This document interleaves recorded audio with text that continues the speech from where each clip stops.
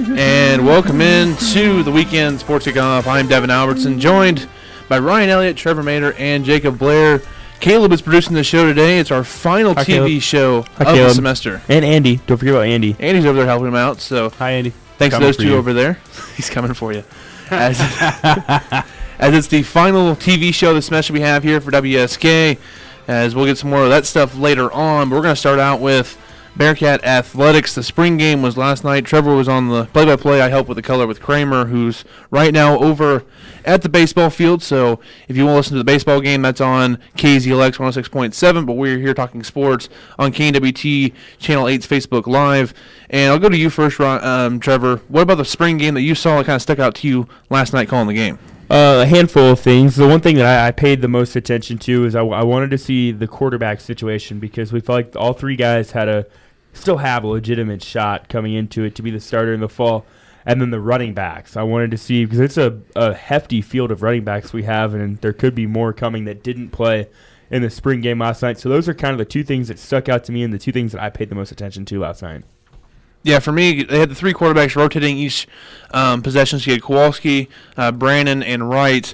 And, of course, Trevor's favorite was Brandon because he wore number 28. And any quarterback that wears a number that's not normal, kind of, just catches his eye, and he really appreciated that. How cool is that, to be a quarterback wearing number 28? I mean, you don't see that much anymore. Doug Flutie did it. 22. Shea Patterson does it. It will do it if he starts at Michigan.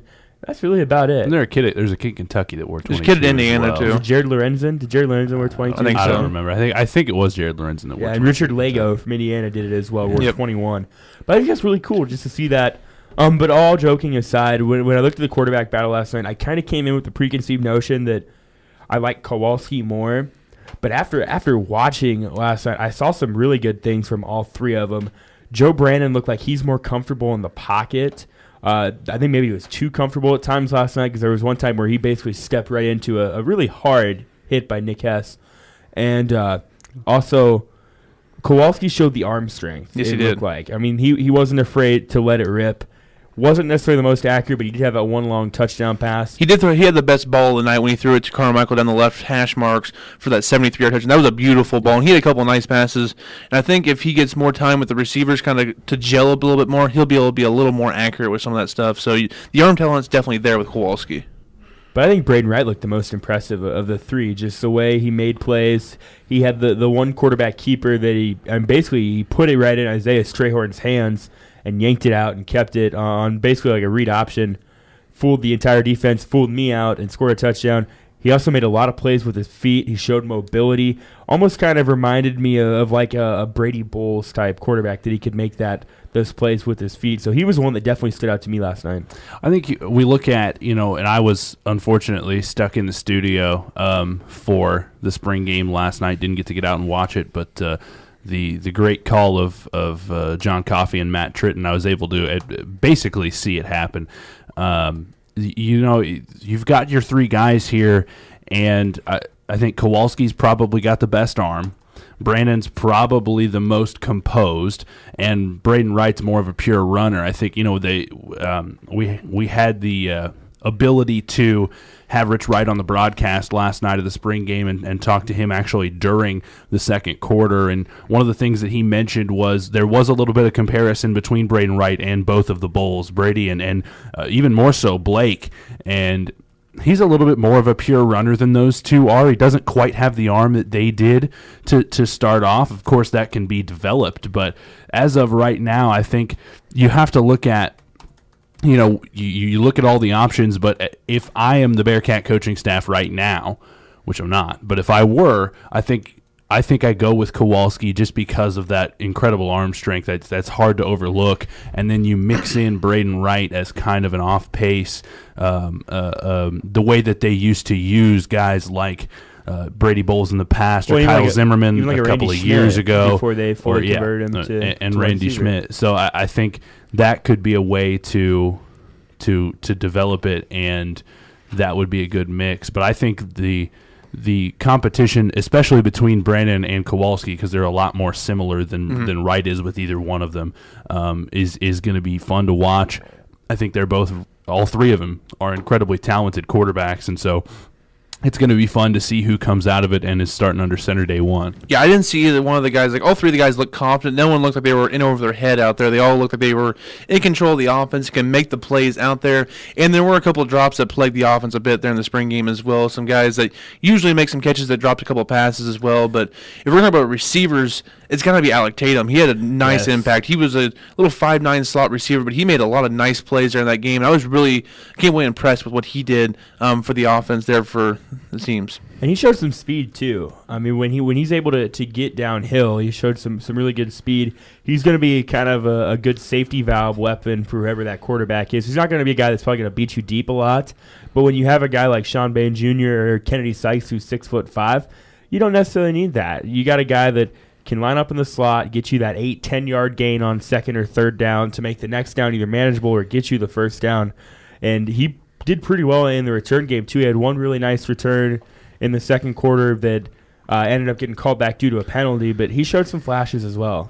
I think you look at Alec Tatum, and he was another guy that Coach Wright talked about during the spring game, was that he doesn't take a play off. He works every single play, and he said, Coach Wright said that because of that, he's made himself into a really good football player. He's got the quickness, he's got the speed, and really this receiver core as a whole, you look at, and I think that's where Kowalski might benefit you a little bit more with his arm strength, because you've got guys like Sean Bain, like Armani Carmichael, who's got a lot of speed, Faisal Bashard, who's got a lot of speed, Quincy Woods has a lot of speed down the sideline, and Alec Tatum has a lot of speed to him. Guys that you can let Jaden Kowalski just launch the ball and say, okay, run under it. Yep. And these guys can do that. You also have a guy like Kennedy Sykes at 6'5", who you can really run those bullet passes into, and he can reliably get a hold of. I just think with the receiver core that you have, I feel like that core is going to showcase the talents of Jaden Kowalski more than maybe the other two quarterbacks. Mm-hmm. But, I mean, like I said a minute ago, this quarterback battle between those three is going to be really fun to watch. And one thing I want to say with this is just the receivers. I know we talk a lot about Tatum with those little slants, but also they run those tunnel screens a lot, and he was really good at that because he's fast, but he's more quick than fast. And that's one thing with those tunnel screens that's nice to see. He can make those quick twitch moves that are hard to corral him at, and he's pretty small too, so it's hard to get a hold of him even there in the situation. So he was really impressive there, and running routes and trying to get open from that defense in Northwest is always difficult because even when they lose talent, they're always really good back there. So him making plays against that type of defense is always kind of impressive, even if it's younger guys. And you know what? With this receiver core, I know it feels like, these guys have been around forever, especially Sean Bain, who, he's been playing since he was a freshman, obviously. But, Sean Bain's been here for so long. But if you look at this receiving core, they're relatively young. A lot of juniors, a lot of sophomores. Carmichael, a sophomore. Yeah. Woods, a junior. Bouchard, a sophomore. Tatum, a sophomore. Joe Straws, a junior. These guys, there are a lot of weapons for the future here, and I think that's good to see for the future of Bearcat football. And a couple guys who are going to redshirt, and Harper and Wheaton. Yeah. And they're really good. They had Peyton Peterson as well, who's a freshman that I believe caught 2 or 3 passes last night as well. So a lot of very young talent in that receiving core. Another thing I talked about, guys, is the running backs. We figure Emmanuel Jones is going to probably be the workhorse this season, but a lot of the other guys got some opportunities. Brody McMahon saw a lot of playing time last night. Chase White got a handful of playing time. But I know the one guy that really stuck out to Devin and myself was Raymond Thomas, just kind of how he had that extra burst of speed and had a couple of really big plays. Yeah, one thing I said last night after he had that 71-yard touchdown run late in the game, I said he makes fast guys look not so fast. I mean, he's just that quick, and he had probably 3 runs where he broke out from the line of scrimmage. You could just see him showcasing that speed in that one. Of course, he took all the way to the house. So he's only 5'7", $170, but man, he's fast. And see if they can just utilize him in some of the other things Northwest offense does. He could be a nice weapon for him this year. I think, you look at Thomas obviously has the speed, and I think you look at Isaiah Strayhorn, the transfer from California, who is a good mix of the two at 5'11", 205, something like that. And he's a guy that you could be an every down back if you were to give him that chance. But I still think Emmanuel Jones is the answer at running back right now. He has the perfect mix of size, strength, and speed, and that's the stereotypical Northwest running back. I think if you look back through the years at the running backs that Northwest has had that have had success, you see Xavier Oman, you see LaRon Council, you see guys like Phil Jackson. You see, those sorts of running backs, and you see a good mix of size, strength, and speed, and I think that's also what Emmanuel Jones has. And we're also not a guy who didn't play last night, but Caldwell. Yeah, it's another guy in the mix. Who he's not even on the roster yet, is he? No, I don't think they can put him on the roster until the end of the semester. But yeah, Caldwell is another option at running back. This is a deep offense altogether, let alone not just at any single position. Maybe with the exception of the offensive line with some unknowns, but as far as weapons go, it's an incredibly deep offense. Yeah, I'm definitely enjoying it. And whoever's in at quarterback's going to have plenty of weapons to throw to. And the O-line looked better last night. They looked more cohesive a bit there up front. I know a couple blitzes for Northwest, the D-line. They got to him a little bit on a couple blitzes. But other than that, if it was a regular rush, they did a nice job. They opened a few holes up for the running backs as well. So if they play better this year as well, that'll really help out the special skills guy do their job a little better. Well, and it's an even more experienced offensive line this year. You've got Chase Thomas, who's played a lot of center, who's got another year under his belt. There were a couple of struggles last year, but he's settling in. A guy like Zach Flott, who's been around for a long time. Tanner Owen, who's just a sophomore and is incredibly talented. Yeah. He's going to be a big-time offensive line, and I think he's going to be the anchor for this offensive line for the next couple of years to come. And then Trey Cothey, who hasn't gotten a whole lot of first-team time in his time here, but he's got incredible size at 6'7", and he's got the ability to get those long arms out there and keep guys away, keep that distance that is going to be a huge advantage for him. Yeah, so really excited to see what this offense can do. And, of course, the defense, the guy who stood out to me yesterday had to be the safety, Jacob Gassman. He was all over the field. That guy was just screaming out the secondary to come make tackles at the line of scrimmage. There was one play where I think he was lined up probably 12, 15 yards behind the line of scrimmage, and it was a play action, and whoever the quarterback was, I think it was Wright, ended up keeping it. And Gassman was the first guy there on the far side of the field. He came all the way across the field and stopped Wright for a handful of yardage of gain. He was, like you said, he was all over the place, stopping the run. I think he had a couple pass deflections as well. Hess had a really good start to the game. He did some really good things. And then one guy that I don't know how much we'll see from him this year being a true freshman, but going forward, Sam Phillips made a couple really nice plays, almost had an interception. He had a couple tackles. So there were a lot of things to like from the spring game last night. Yeah, definitely without there. And, of course, one thing I want to notice here was there's not a whole lot of defensive tackles, like prototypical defensive tackles are a big beef. So what I saw a lot of was guys like Samuel Roberts, who is a big defensive end, sliding down inside and using his long arms and his reach a bit in a D-tackle position and trying to utilize some of his talents inside. Because they have so many good defensive ends, they're trying to get guys who are talented more work. And I think it's going to be a good idea there with Samuel Roberts, who has the talent to go inside and slide in as a defensive tackle. I think you look at, one of the things that stuck out to me about the spring game was the names that didn't play. You look at guys like Mike Elke, like Ben Altoff, like Anthony Lane that are recovering from injuries that just didn't play in the spring game. And I think, as good as everybody looked in the spring game, you're also missing three mainstays on your defense. Probably, Ben Altoff, who's probably the best linebacker in the MIAA. You got, a guy like Anthony Lane, who has the ability to completely change a ball game from the corner position, and Mike Elke, who's going to be one of, I think, if you look at, you mentioned Samuel Roberts moving to the inside, so you've got Roberts and then options like Blake Green in there. There's a couple other guys in there, Zach Pierce, that could be on the inside, and then you're outside, you look at Eskew and Elke, and that's scary. That's the 1-2 punch we've seen for so many years from Bevins and Weidel, from Eskew and Grunlow, from even if you go back to the days of Sean Paddock and Matt Longacre, and you just this huge list of great defensive ends that we've had here at Northwest, and both of those guys, and including Samuel Roberts, have the ability to be right along that list with the rest of them. And we saw Grunlow his junior year slide inside because they had Weidel and Bevins. He slid in on D-tackle and gave him another guy to put out there, and he was definitely talented enough to do so. And another guy we didn't mention there, defensive tackle, a sophomore, transfer from K-State, Kalen Key. He's a big boy, 6'2", 282. He did a nice job as well with some of his. He was more mobile than I thought he was, so he did a nice job. And of course, with the D-line, I'm not usually worried about the D-line because it's Rich Wright, and he's a magician when it comes to D linemen. So I'm not too worried about the D line. This team should be pretty good. The kicking game still worried me. They had some struggles again last night. They did make a 38-yarder. They did miss a 49-yarder and a 48-yarder. The 48-yarder had plenty of leg, was just off left, and the 49-yarder before, not sure what exactly happened on that kick, but it was ugly.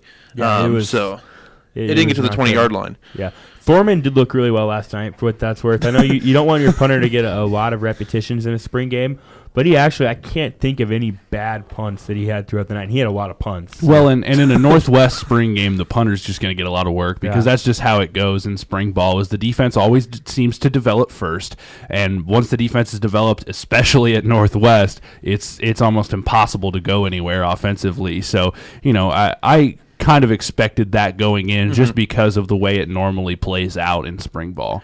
And that's what we got for the spring game. A little update from around campus. The softball team swept Fort Hays today, won 8-0 in the first game, and then 6-5 in the second game. Right now, the baseball game is going on in KZLX. Kramer should be over there on the call for that. Right now, Northwest trails 5-3 in the top of the fourth inning, 2 outs. Pitt has 2 runners on with first and second. And then we'll see what happens this weekend with weather-wise for tennis. I think the track meet got moved. I thought I saw. I think they're going to. They're going to William Jewell instead of Kearney. Wichita State.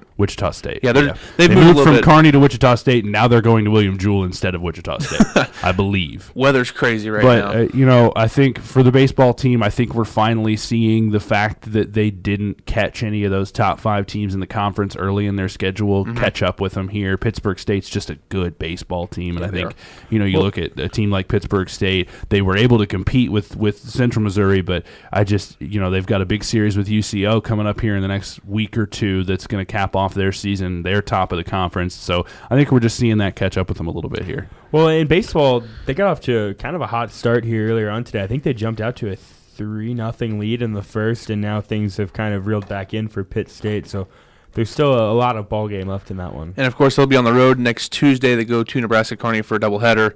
So that's kind of what's going on right there with the baseball team, and we'll get more stuff for you guys on Bearcat Athletics at another time. But as of right now, we are going to take a break. When we come back, we'll talk about a big-name wide receiver hitting the open market in the NFL and is one of the quarterbacks in this year's draft tanking his draft stock so he can go to New England. Find out next here on the Weekend Sports Kickoff on KNWT Channel 8.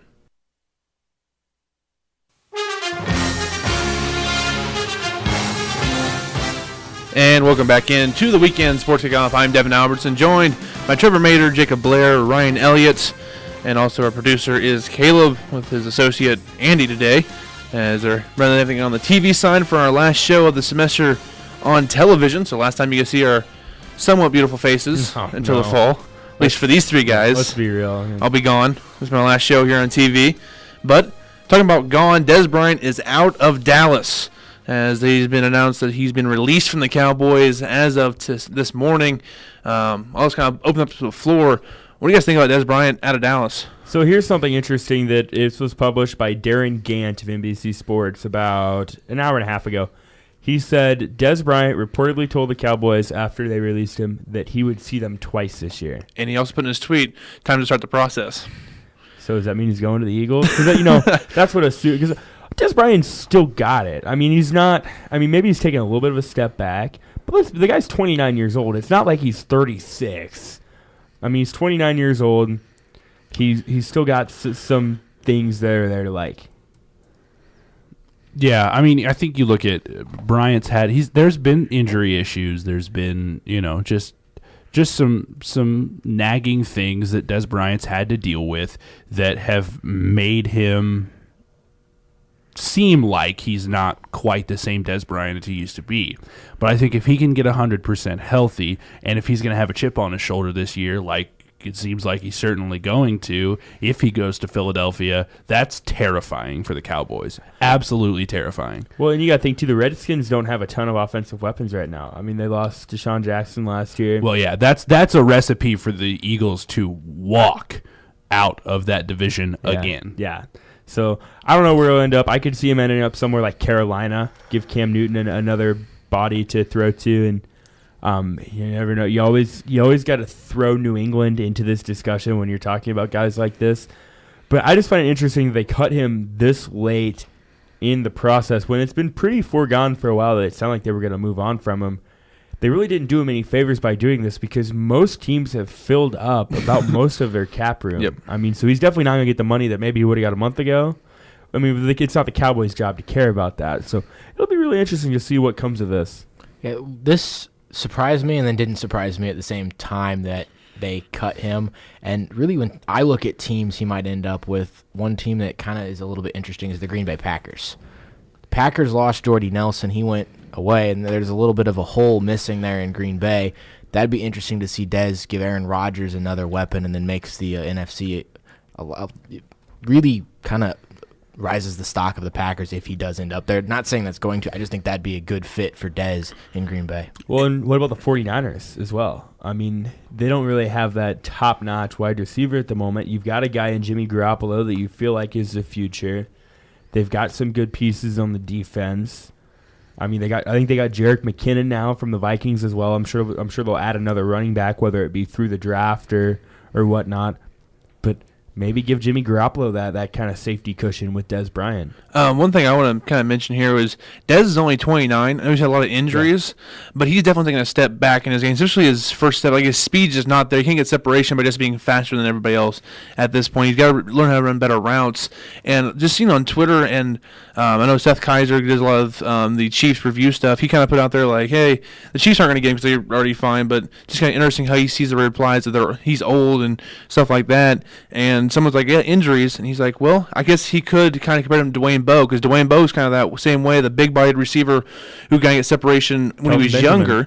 And then when he got the injuries, he got older. When he loses a step, it's a big step to lose because he can't get separation anymore and he's not as good. The question is has he lost a step or did injuries cause him to lose a step? He had the broken foot in 2015 and then a tibial plateau fracture in 2016, which nagged him through 2017. I don't think he hasn't been 100% healthy over the last 3 seasons. No, he hasn't. It just hasn't happened. So it's going to be interesting to see, and it's certainly possible that he has lost a step. A lot of guys do when they get around that 30 mark. But it's going to be interesting to see if he can have a season that is 100% healthy, or at least a few games. We haven't even seen games out of Dez Bryant where he's 100% healthy over the last couple of years. If we can see a couple of games of Dez Bryant and he's 100% healthy, maybe he still does have that step. It's possible that it just could have been injuries, but I'm interested to see what he can do in those situations. Well, and you guys kind of mentioned this earlier, is he's going to now have a chip on his shoulder after being cut by the Cowboys. Wherever he ends up, he's going to want to prove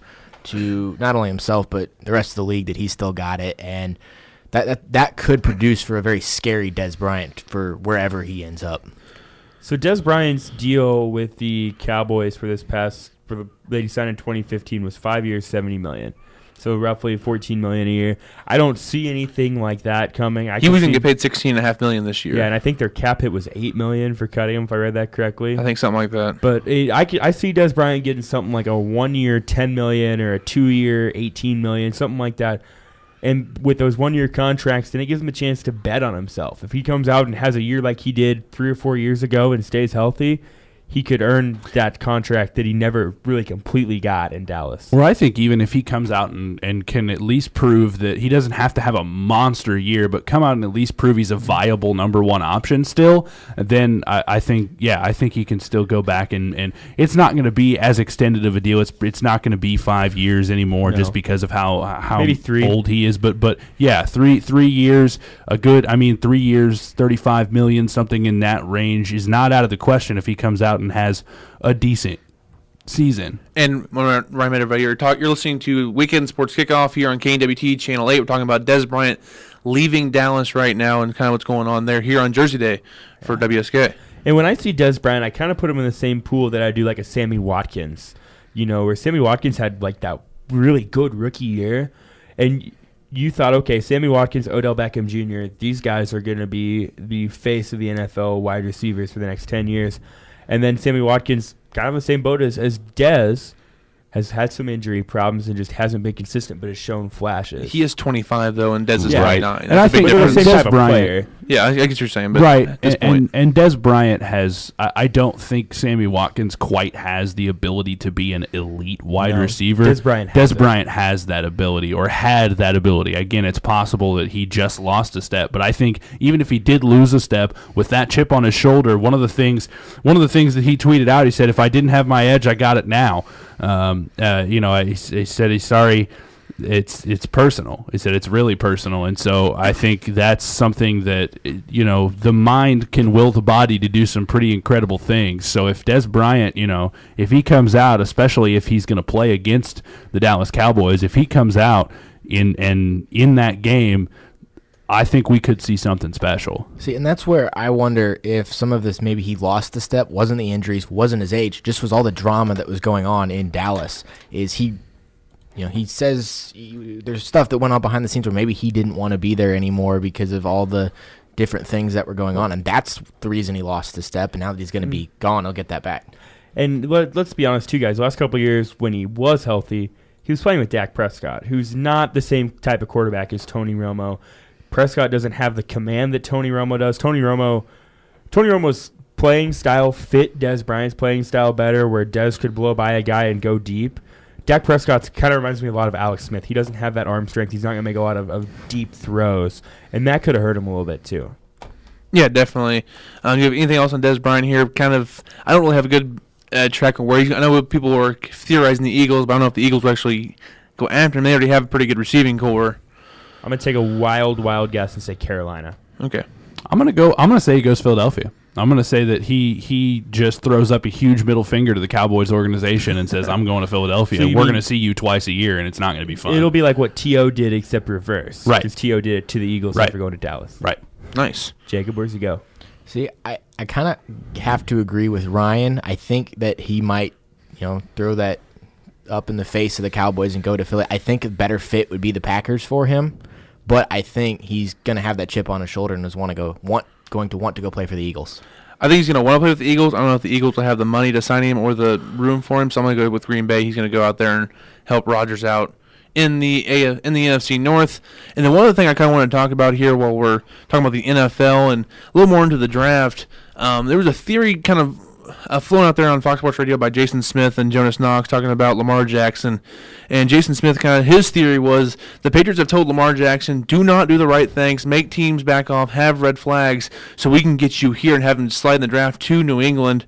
And then Jonas asked him, how confident you are in your conspiracy theory? He's like 65%. Like it's an interesting theory that I thought would be fun to talk about in the show because it could definitely happen because I've definitely seen the red flags, and if it's all a ploy by the New England, I wouldn't be surprised. Well, I think I certainly don't think it would be the first time that a team's done that.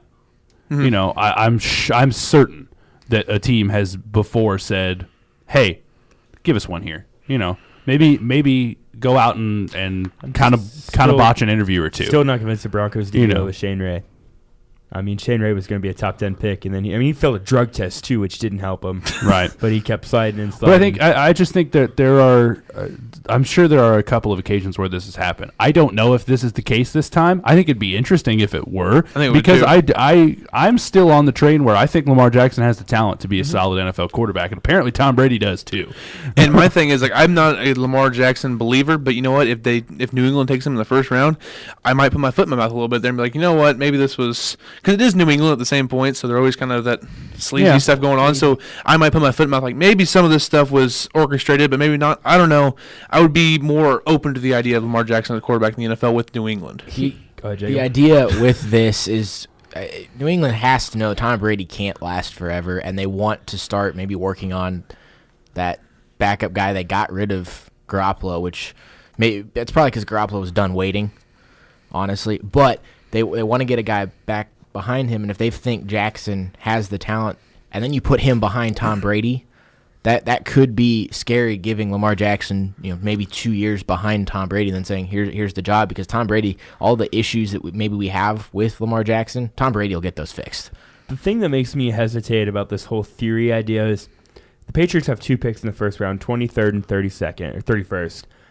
I think that's realistically where Lamar Jackson belongs. If you're sitting down and doing a mock draft, no trades or anything, I think to say Lamar Jackson falls to 23 would not be that unlikely. It's not like it's Sam Darnold. Now, if Yeah. they're telling that to Sam Darnold or Josh Allen or Josh Rosen, who are all projected by most mock drafts to be in the top 3 or 4, 5 picks, then I would buy that more. And New England does some weird stuff, so they could be saying that, but I'm a little hesitant to believe And that. is part of the reason why he's projected to go that late in the first round because he did refuse to run the 40. His mom's his agent. He's kind of hard to get a hold of sometimes, and some of this other stuff may have dropped him down some boards in the first place. So now we don't think of that now. So I think and we have our preconceived notions. I think some of it too is general managers' hesitance on that he's not a big guy. But we've seen guys completion percentage, stuff like that. We've seen guys like that. Russell Wilson's 5'11". He's not 6 foot, is he? Not probably not. Drew Brees isn't 6 foot. Johnny Manziel wasn't 6 foot. And Johnny Manziel's troubles in the NFL were not because he wasn't tall enough. That was far from his biggest struggle in the NFL. So owners have a preconceived notion about that a lot of times. They don't want a guy that's 5'9", 5'10". They want the guy like Ben Roethlisberger that's 6'5", or Blake Bortles that's 6'5". So I think it's just there's some things that general managers and owners don't like in him. I don't see why. I think Lamar Jackson has potential to be a really good quarterback. He has the combination of incredible athleticism and a rocket arm that we haven't seen since Michael Vick. We haven't seen it since Michael Vick. For a guy with that athletic ability. The combination of an incredible athletic ability and a rocket arm that we haven't seen since Michael Vick. And I think if he can keep his head together and not get into some stupid stuff like Michael Vick did, he's got the potential to be. The sky's the limit for this kid with as athletic as he is and as great of an arm as he has. If he can keep his head on his shoulders, he's got a chance to be really good. And Tom Brady on Instagram said, got into a conversation with Deion Sanders and said, quote, he is a beast. So he has Tom Brady's seal. Tom Brady wants a receiver. receiver. He kind of reminds me of when Jameis Winston was at Florida State, where Winston could make plays with his feet. But I think with Lamar Jackson, with his size, he's not going to be able to do in the NFL what he did in college. Lamar Jackson's not going to be able to. Lamar Jackson's not Cam Newton. I mean, he can't take the beating. Yeah, Cam Newton could play running back or tight end if he really wanted to. Lamar Jackson couldn't. But he does have the speed and the quickness to get out in space. He does when he gets out in space. But I think they'll kind of ring him in some where he can be like a Jameis Winston or Russell Wilson type player, where he can still make plays with his feet, but his first instinct isn't just going to be a tuck it and run. Because then he's destined to have a short career and an unsuccessful one. Yeah, so that's what we kind of have with that. Is there any other NFL news that's kind of popped up past couple of days that we haven't brought up here with Des Bryant, of course, being cut, and Lamar Jackson, the theory that New England is really high on him and stuff like that? Of course, the Kaepernick deal with Seattle. I don't know if we want to get into that right now. Well, I think what I think is interesting is a tweet that I saw earlier today about. I don't remember who exactly tweeted it, but Colin Kaepernick hasn't said or is not going to say whether or not he'll kneel for the national anthem, and the Seahawks dropped his tryout. Reuben Foster is being charged with 3 felonies for hitting his girlfriend 8 to 10 times, and 49ers are going to go ahead and keep him around. I just think, come on now. Yeah. Well, this is getting ridiculous. And that's the thing is, NFL owners are entitled to do what they want with their business. They've got themselves in that situation. And that's what my argument with this all along. At some point, it becomes actual discrimination. And that's what my argument all along is when you look at some of the guys that are on rosters that have and got second chances that have done heinous things. Reuben Foster, for example. Greg Hardy. I mean, Greg Hardy might be one of the worst human beings to ever play in the NFL with some of the stuff he did when he was in Carolina. And you know what? For all of the things that he's done to anger people, Colin Kaepernick's a great person. He is. He's a fantastic person. He does a lot of charitable things. He goes out and he's an advocate for change in his community and communities around the United States. Come on, guys. Seriously. I understand that, but also at the same point, at the same point, you're unemployed, and if the team asks you, are you going to kneel or stand, and he didn't have a good answer or a good plan for you, and he's been unemployed this long, I don't know if he actually wants to be back in the league bad enough to actually make a couple adjustments. Because my point is, he can still do all the other stuff, and if he had the NFL platform behind him a little bit, if he had a job there, he might be able to spread his message even more than him being unemployed. He did, and he ended up unemployed. Well, but I think to a certain extent, part of it was his fault for opting out. No, my thing is, I heard TJ Moe talking about this. It was Richard Sherman talks about anything he wants to pretty much. He just doesn't kneel all the time. He still does all that stuff at the podium. Colin Kaepernick could still do that, just not kneel. I think a lot of this backlash would go away at the same time. Okay, but I understand that. He is dropping to a knee during the national anthem. And I don't have a problem with it. I don't care either way, Which, but other people do. And if you've heard the story behind it, is the respectful way to protest. Educate yourself, people. Yeah, I understand that, but that's not what people see. But these guys, there are other people in the NFL who are... Reuben Foster beat a woman senseless. Adrian Peterson beat his 3-year-old son senseless and served a season suspension and then came back and was in consideration for comeback player of the year. I just think you look at some of the things that are going on around this league, and I just, in my eyes, and I think a lot of people's eyes, a guy taking a knee during the national anthem is not that big a deal. And I don't think it is a big deal, but I'm looking at what everybody else, the reaction that he gets as a backup quarterback is a lot to take in. And Reuben Foster, if everything that came out is true about him, he should not be in the NFL whatsoever. No. But I also want to, at the same point, due process kind of take its place in that as well before I completely convict him as well. That's one thing I'm leaning on. I'm hesitant a little bit, but if everything's true, then yeah, I'll jump on like, hey, just out of the league completely. If Niners should cut loose, I could see why they could hold him to a little bit longer to see, like, hey, if he's being wrongly accused, if any of it's wrong, they're still protected there. But at the same time, I think they're ready to cut him as soon as stuff is proven true. Yeah. I think they'll cut him. So I think that you need a little more time with the Niners and stuff like that. And here's the other thing about Kaepernick not giving a straight answer on whether or not he's going to take a knee for the national anthem. I think that, to me, is just Colin Kaepernick being honest with this organization and saying, you know what, I'm going to be me. I'm going to be the guy that if I still see something wrong, then I'm going to take action about it. And, he's just being honest with this organization at this point. He's not going to tell you that he's not going to kneel for the national anthem because he can't promise that. And I think Kaepernick's thing now is if he plays again in the NFL, he plays again in the NFL. If he doesn't, he's got so many other things going on for him and so many other things he's involved in that even this whole, collusion thing isn't necessarily about Colin Kaepernick being angry that he's not playing in the NFL. It's still kind of his thing of standing up for what you believe in. He believes that a stance he took that he felt was the right thing to do cost him his job. And he's, at this point, you have to at least consider that he's entirely correct. Do you know who the Seahawks signed today? I don't even remember his name. I can't even think of his name. I was just going to bring it up. Stephen Morris from Miami. Yeah. Yeah. Who's played in Canada. Yeah, Brandon Whedon's gotten 5 jobs in the time. You have to been unsigned. With the events that have transpired. I think you have to seriously consider that Colin Kaepernick's entirely in the right here, and that the NFL is just saying. I'm not going to go entirely in the right because a part of this is with Kaepernick is even though I don't care about this protest, other people do, whether it's right or wrong, they do care about, and some people don't like him all because of it. I think that's wrong. I think people who say they're not going to watch the NFL because of it are just idiots, and I think they're blowing out their you-know-what at this point with some of this stuff. But at the same point, he's not as good as he used to be, and if all his stuff for winning salary and want to be a starter is true, then it's – and part of your backup, you want a guy who is – not seen or heard from. That's one of the things that's an issue with some of the stuff with Kaepernick. So, but he's not completely in the right. He's in the right some part, but he's not completely in the right. It's at this point that directly because of it, teams are canceling tryouts. That's insanity.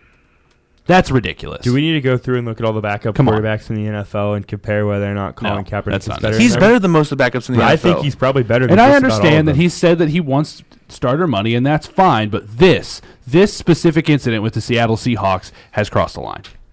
I don't know about crossing the line. I don't know about that, but it's going to be interesting to see all this stuff come out, and every time he's up for something, it gets blown out of proportion a little bit there, and then I think that's part of the reason why teams don't sign him because they know all the media stuff is going to be following him around. Well, that's not even Kaepernick's fault with all that stuff. It's just what happens with some guys like him. Like, it wasn't Tebow's fault, but it happened to Tebow. It wasn't Johnny Manziel's fault. It happened to Manziel. Tebow wasn't a good quarterback, though. You look, and people will argue Kaepernick wasn't a good quarterback. Kaepernick was playing better than Blaine Gabbert did when he lost his job to Blaine Gabbert because of all the stuff going on around that.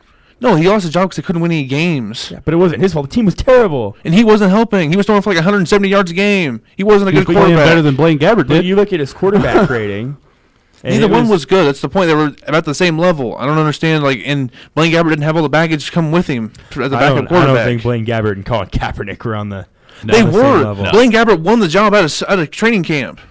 He won the job. Kaepernick didn't start kneeling until after he had pretty much lost the job, is what I'm trying to say. Colin Kaepernick in 2016, which is the year he started the whole kneeling thing, 16 touchdowns, 4 interceptions. And threw for 170 yards a game. He wasn't good. That's Alex Smith numbers. Alex Smith threw for at least 220. I mean, Kaepernick was not a good quarterback that year. If you watched the games, he wasn't good.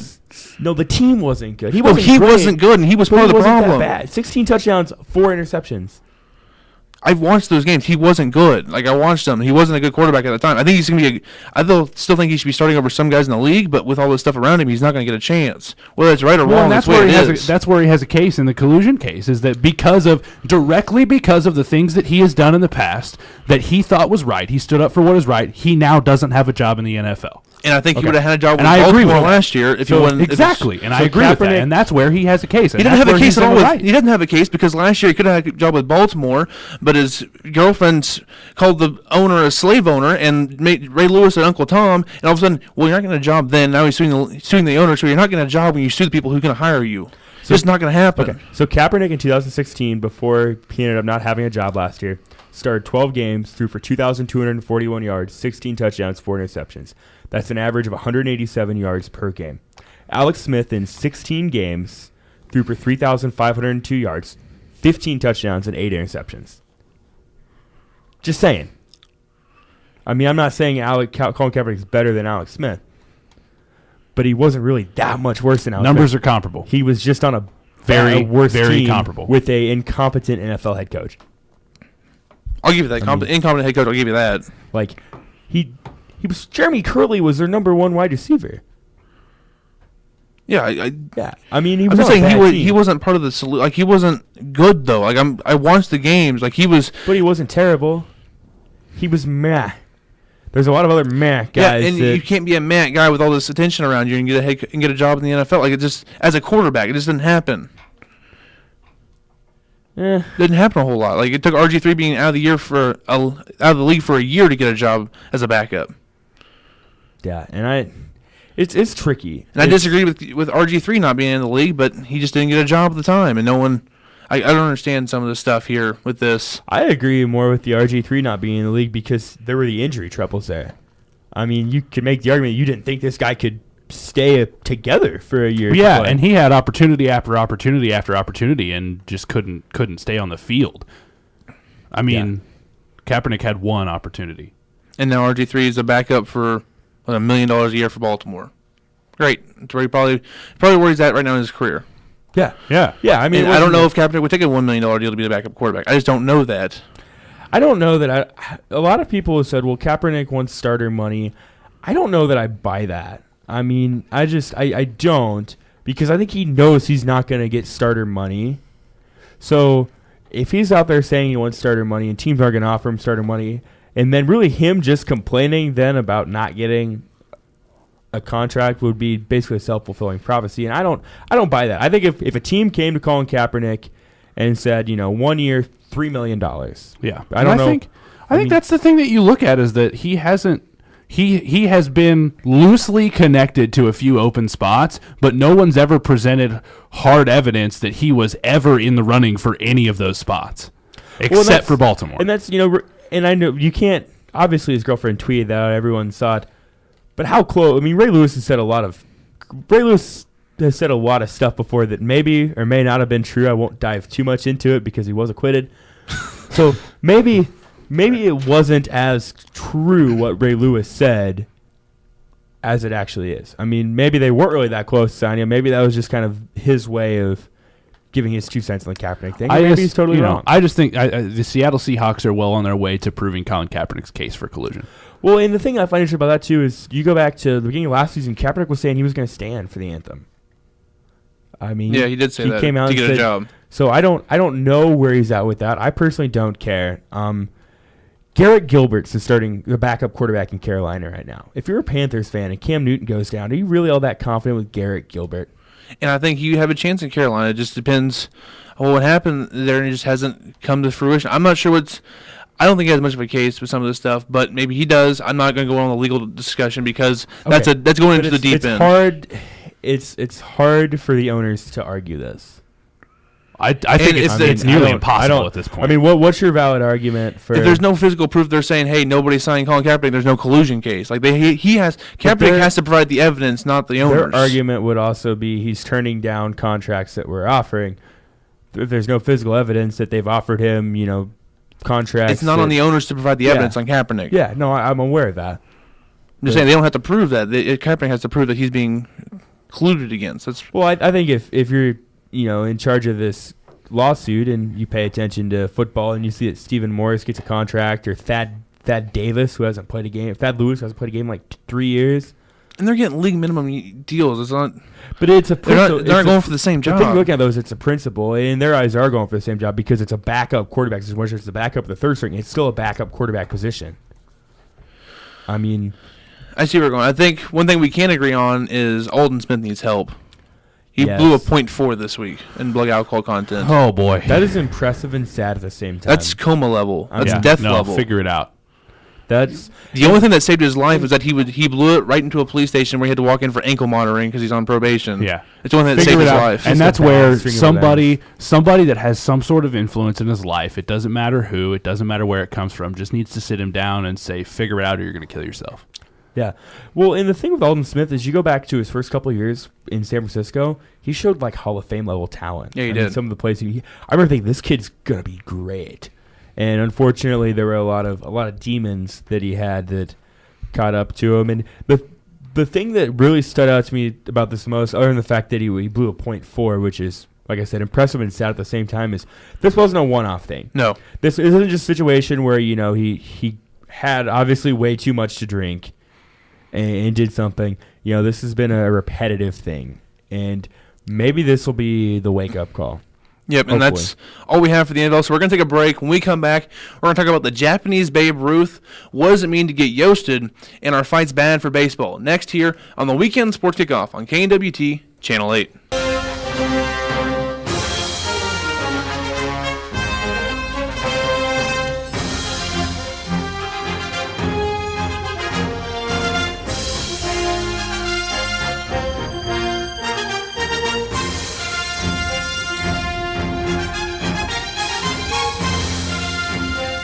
As we are back on the Weekend Sports Kickoff, Devin Albertson, Ryan Elliott, Trevor Mader, and Jacob Blair. That is the most of that music bed we've ever heard. I was listening to I'm like, no, we've never heard this part of it. Is this a new bed? I've never heard this. I like it. As we're talking about the MLB, Ohtani, the Japanese Babe Ruth, right now still playing well. He's actually in Kansas City this weekend and played well last night. Hit a triple versus the Royals as they got the win last night, of course, versus Kansas City, who's struggling right now. Just what do you guys think of Ohtani so far through his first couple weeks in the majors? I'm still not convinced he can keep it up, but boy, it's impressive for now. I agree with Ryan, but I just want to say I drafted him on my fantasy baseball team 100% on accident. And if any of you guys in my fantasy baseball league are listening, who's laughing now? No, I'm interested to see if he can keep it up. I just think it's going to be difficult with as fragile as pitchers can be at times if he can keep up both sides of it. Yeah. But if he can, this could be. I mean, obviously, this will be if he can keep it up. This will be something that we haven't seen in almost 100 years. Could we start seeing more of this down the road? Guys that maybe it's possible. I haven't. There's been some guys that maybe we've talked about in the time. Carlos Zambrano was one of them that had a little bit of pop at the plate.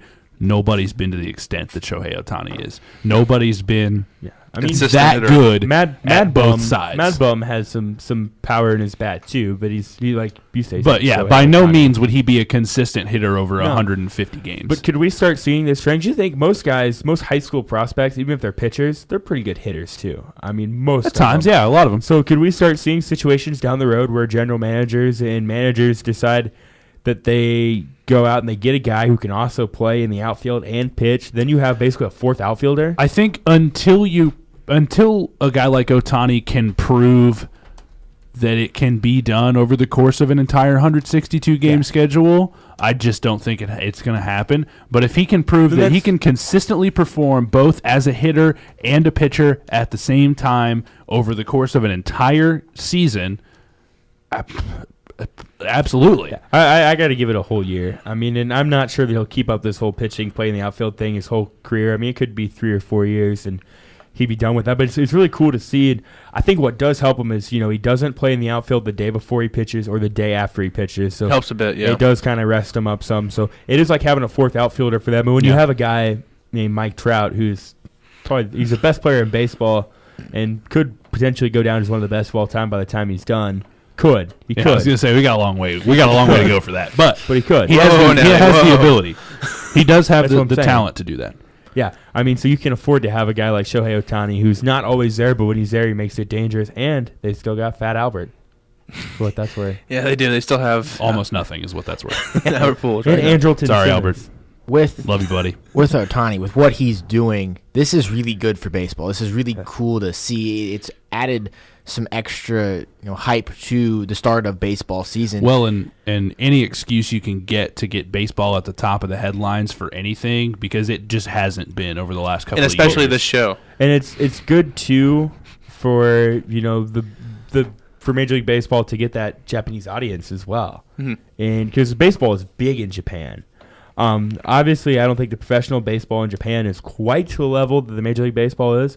But they've got some good Japanese baseball. What I've heard is between AAA and Major League Baseball, it's somewhere in that middle ground there, which is still high quality baseball. But I mean, they've got some studs over there as well. And of course, Ohtani, he's scheduled to pitch on Sunday in Kansas City versus Eric Skoglund for the Royals. So that's what the matchup is right now. I was going to try to let Jacob finished the point that he was making, and you guys just kind of took over right over the Sorry, top. Jacob. I apologize, Trevor. I wish I could say it'll be different. I just wanted to add the headline thing and then let Jacob continue. Yeah, well, I was just saying it's great to see this. It's really cool to see someone be this good at both skills, and I know we've only seen it for 14 games, and not even that because they're resting him and stuff. But if he can keep it up and he can do this for several years, like you guys said, I think we'll see some other guys maybe try to do this in the future. Some other teams try to get guys that can do this in the future. And this, I mean, he could single-handedly, we can look 10, 15 years down the road, and the game of baseball will have shifted a little bit with the way things are done, and he'll be the guy that did it.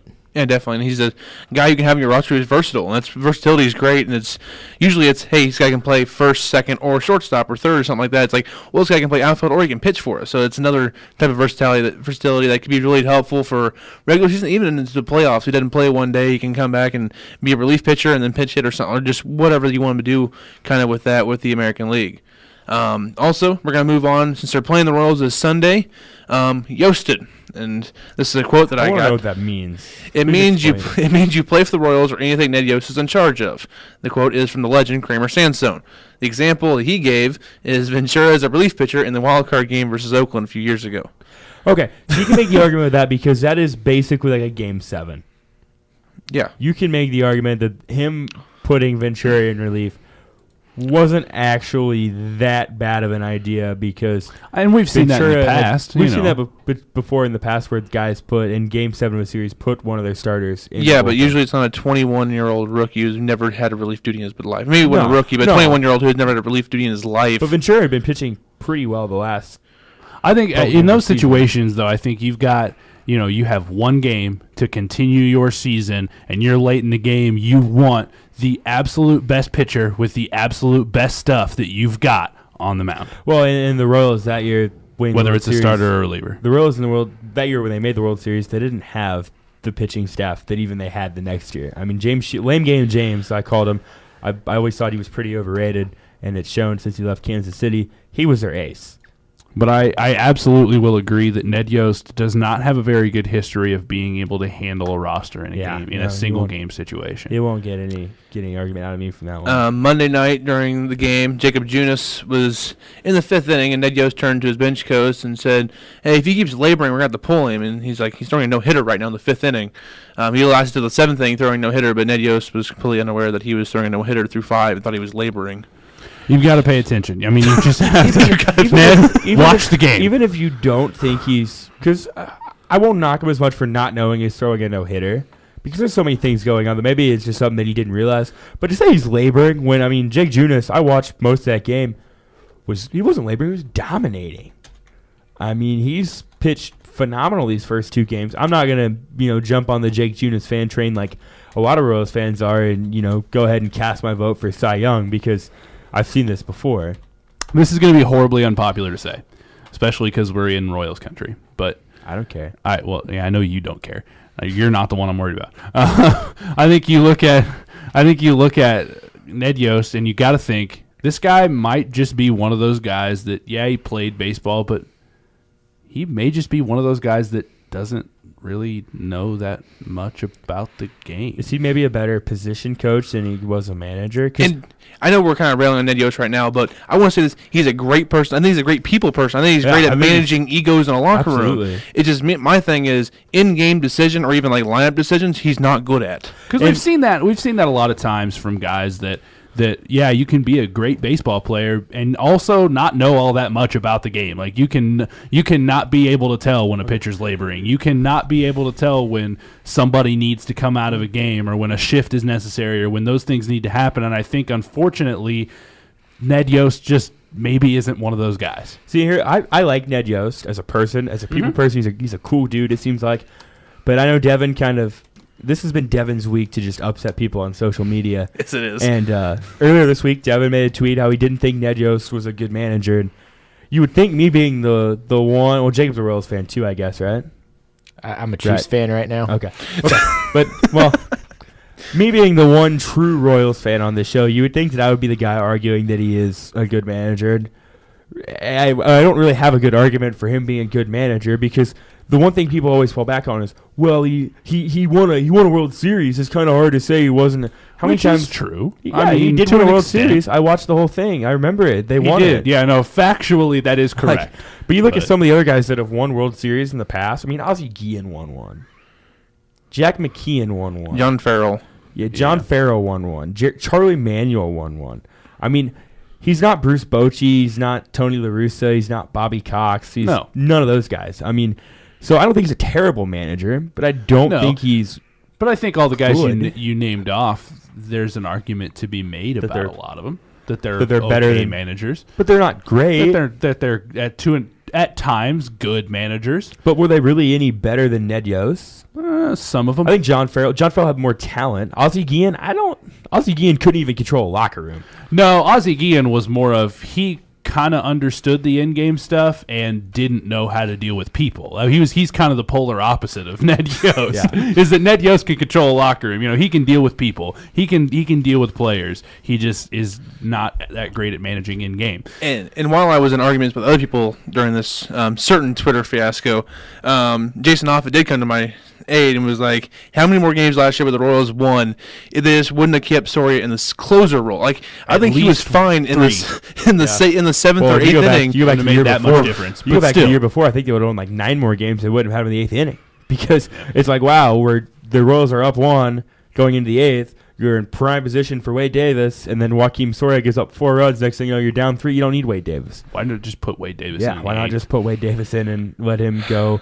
I don't know. I mean, I'm not. I think the closer's a too specialized position. I know this is kind of getting off topic, but it kind of ties in with that. I think that the closer we're getting to a point where the closer is too specified, is too 9th inning only. You know, because if the closer's the best single inning reliever that you have in your bullpen, and you're facing the 3, 4, 5. Why not put him in the 7th inning when you're facing, like you said, and you're facing the middle of the lineup and you're up 2 or you're down 1. We saw Ned Yost do that in Game 6 of the LCS against Toronto.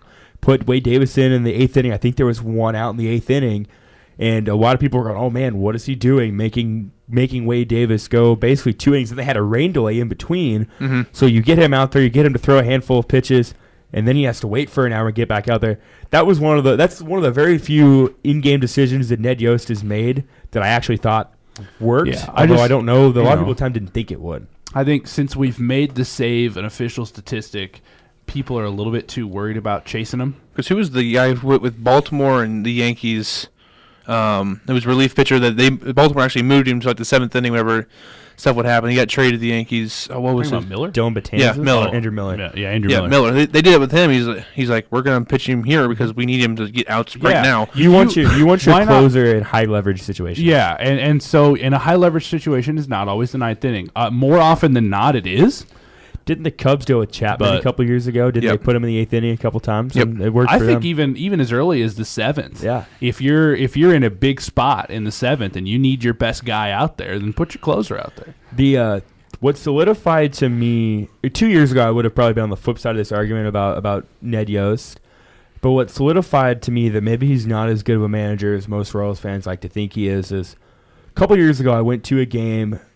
with my stepdad for his birthday where they played the Indians. This was last year. And Mike Clevenger was pitching for the Indians. And Mike Clevenger's not very good. He's not terrible. He's not very good. The Royals got one hit off him. It was a Salvador Perez double.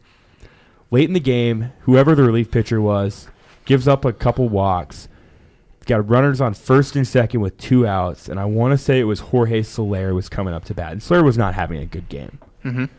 But Ned Yost decided to pinch hit instead of putting Jorge Soler out there. And he put in Brandon Moss, who was playing worse than Jorge Soler was at that moment. And you could see as soon as the PA announcer said now pinch hitting for the Royals, number 37, Brandon Moss, people just started walking out. And my stepdad, who is one of the most anti-Brandon Moss people I've ever met, was just like, we might as well go ahead and start walking out. And sure enough, Moss struck out looking to lose the game. I remember going to the last home series for the Royals. They were playing Detroit. It was the year before they made the playoffs. And I think it was Escobar and Kane were both hitting like 350. They were both raking it in. And 2 straight times to the plate, Ned Yost hit him in and bunted. And I'm like, they're hitting hot. Like, why are you making your hot hitters bunt? I don't understand this at all. What was the situation like? I mean, that's the important thing. It's an opportunity to drive in a run. With Lorenzo Cain, I don't care what the situation's like. He's got a good enough bat. Why bunt him in general? I guess 2013 Esky, you could make the argument that, Alcides Escobar has dropped off a lot. You look at where he was at the year they won the World Series. And they were both hitting pretty good players. They were both hitting really good. And it's like, why are you having them bunt? Like, it's like Yosted. Hashtag Yosted. Like, every time. Like, I put more of the World Series on Dayton Moore's ability to put the team together and the fact that team just clicked. Because really the last 2 years, this hasn't been that much different of a team than a team that won the World Series, minus, Ben Zobrist and Johnny Cueto. And those are big parts, don't get me wrong. Yeah. But you still had Hosmer, you still had Perez, you still had Moustakis, you kind of had Alex Gordon. It was just at that point when they won the World Series, all those guys were playing at their best. One question we go around the room here. We talked enough about Ned Yost for a little bit, I think. Is fighting Poor Ned. Good or bad for baseball? Ryan? I think it's good for baseball in certain situations. Okay, everybody. So don't just not start every time, kids. Don't. Yeah. All right. But if we look at Yankees Red Sox a couple nights ago, in a series like that, in a rivalry like that, sometimes you got to go out and do some crazy things to reignite a rivalry. And because rivalries are good for sports in general. Yes. And Yankees Red Sox has been a little down. I mean, they've both been good maybe the last year or so, but outside of that, it's been a little down in the last few years. So I think you look at this and the scuffle that was gotten into. I think that's good for baseball and good to see that, you know what, these two teams really don't like each other. And it's fun to watch when two teams really don't like each other. Yeah, I agree. I think fighting is good for any sport, and just to throw out the cliche there, in moderation. Mm-hmm. You don't want to fight every single night. No, I beg to differ. He wants to go to a fight in a baseball game breakout. You don't want guys, storming the mound every single night. No. But every once in a while, having a big brawl, you get headlines, you get people interested in the sport, and then they go and watch it and like, okay, maybe I should become a fan of this. It's a cool sport, and that goes for all of them. So anytime you get a fight every once in a while in a situation that really kind of warrants it. Some of them are just totally unnecessary. It's good for the sport. But if you go back to I didn't like the one. It was Padres, Toronto versus Texas, Padres, and Braves, like 1984, where it was like.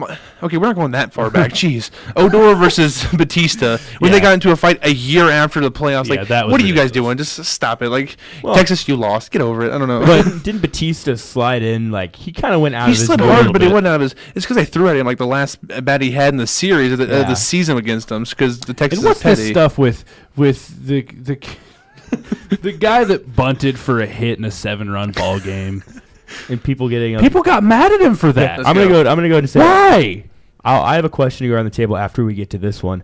I think fighting in baseball, I shouldn't like it as much as I do, but I do. Well, I think you go back to let's go back to Cardinals Reds 5 years ago. Yep. more. And Brandon Molina. Phillips being an idiot, and Yep. Johnny Cueto ending Jason LaRue's career. That was That bad. was not good for No. baseball. Well, let's be honest. Most baseball fights are really just a guy storms the mound, then he gets thrown to the ground, and the teams come out, and it's just a giant wrestling match, really. Well, no, it's more of everyone just trying to hold everyone else Yeah. back. You've got, Hold me back, you've bro. got- I mean, yeah, I don't- you've got teammates that just grab other teammates, and that's really what the brawl is. I don't want guys, their careers ending like Jason LaRue's did Right. over him, and it all depends on the context too. I mean, if a guy gets plunked and it's intentional, the dugout's going to look at it as that's my guy. Mhm. We We gotta go gotta protect our go guy. protect our guy, whether Yeah. it's a pitcher and he's at fault or not. Well, there was. I just like seeing Joe Kelly with goggles beating the crap out of a hitter. Like, I don't know. It's kind of exciting to me. I like Joe Kelly's tweet a comment after the game. I give up a walk a game. I don't know why he was so surprised about that. Yeah.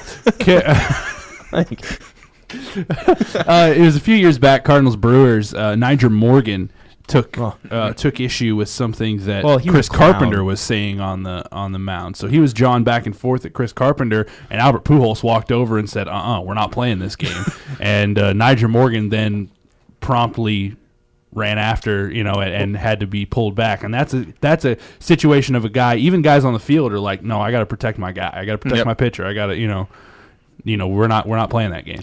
well, I go back to Royals White Sox a couple years ago. Even the Royals were mainly at fault for that one. I want to say it was Rodano Ventura. It was always Ventura. I loved it. Ventura threw at Brett Lowry, and then Adam Eaton said something to him, and then later in the game, Eaton just hits a wimpy little ground out, and Ventura just scoops it up one hand and starts walking over to first, and the entire time he's mouthing something to Eaton.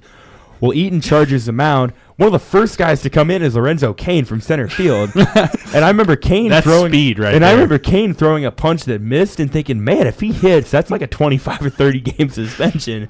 Thankfully, he missed. He only got like a 4-game suspension. Well, like Ventura, rest in peace. But I still loved his fire on the mound. Yeah. It brought me he excitement in April. He reminded me of Pedro Martinez, not like with what he had on the field. His swagger. We'll even go back to earlier this year with benches clearing between Arizona and St. Louis. I think with Lovello coming out and screaming at the ref, and why even get Yachty involved in that situation if you're because he comes You're a out manager. and Come on now. calls Yachty a mother effer and these sorts of things, and Yachty goes, "If you're gonna come out and call me that, you better be ready to fight." That was his comment after the game. Absolutely.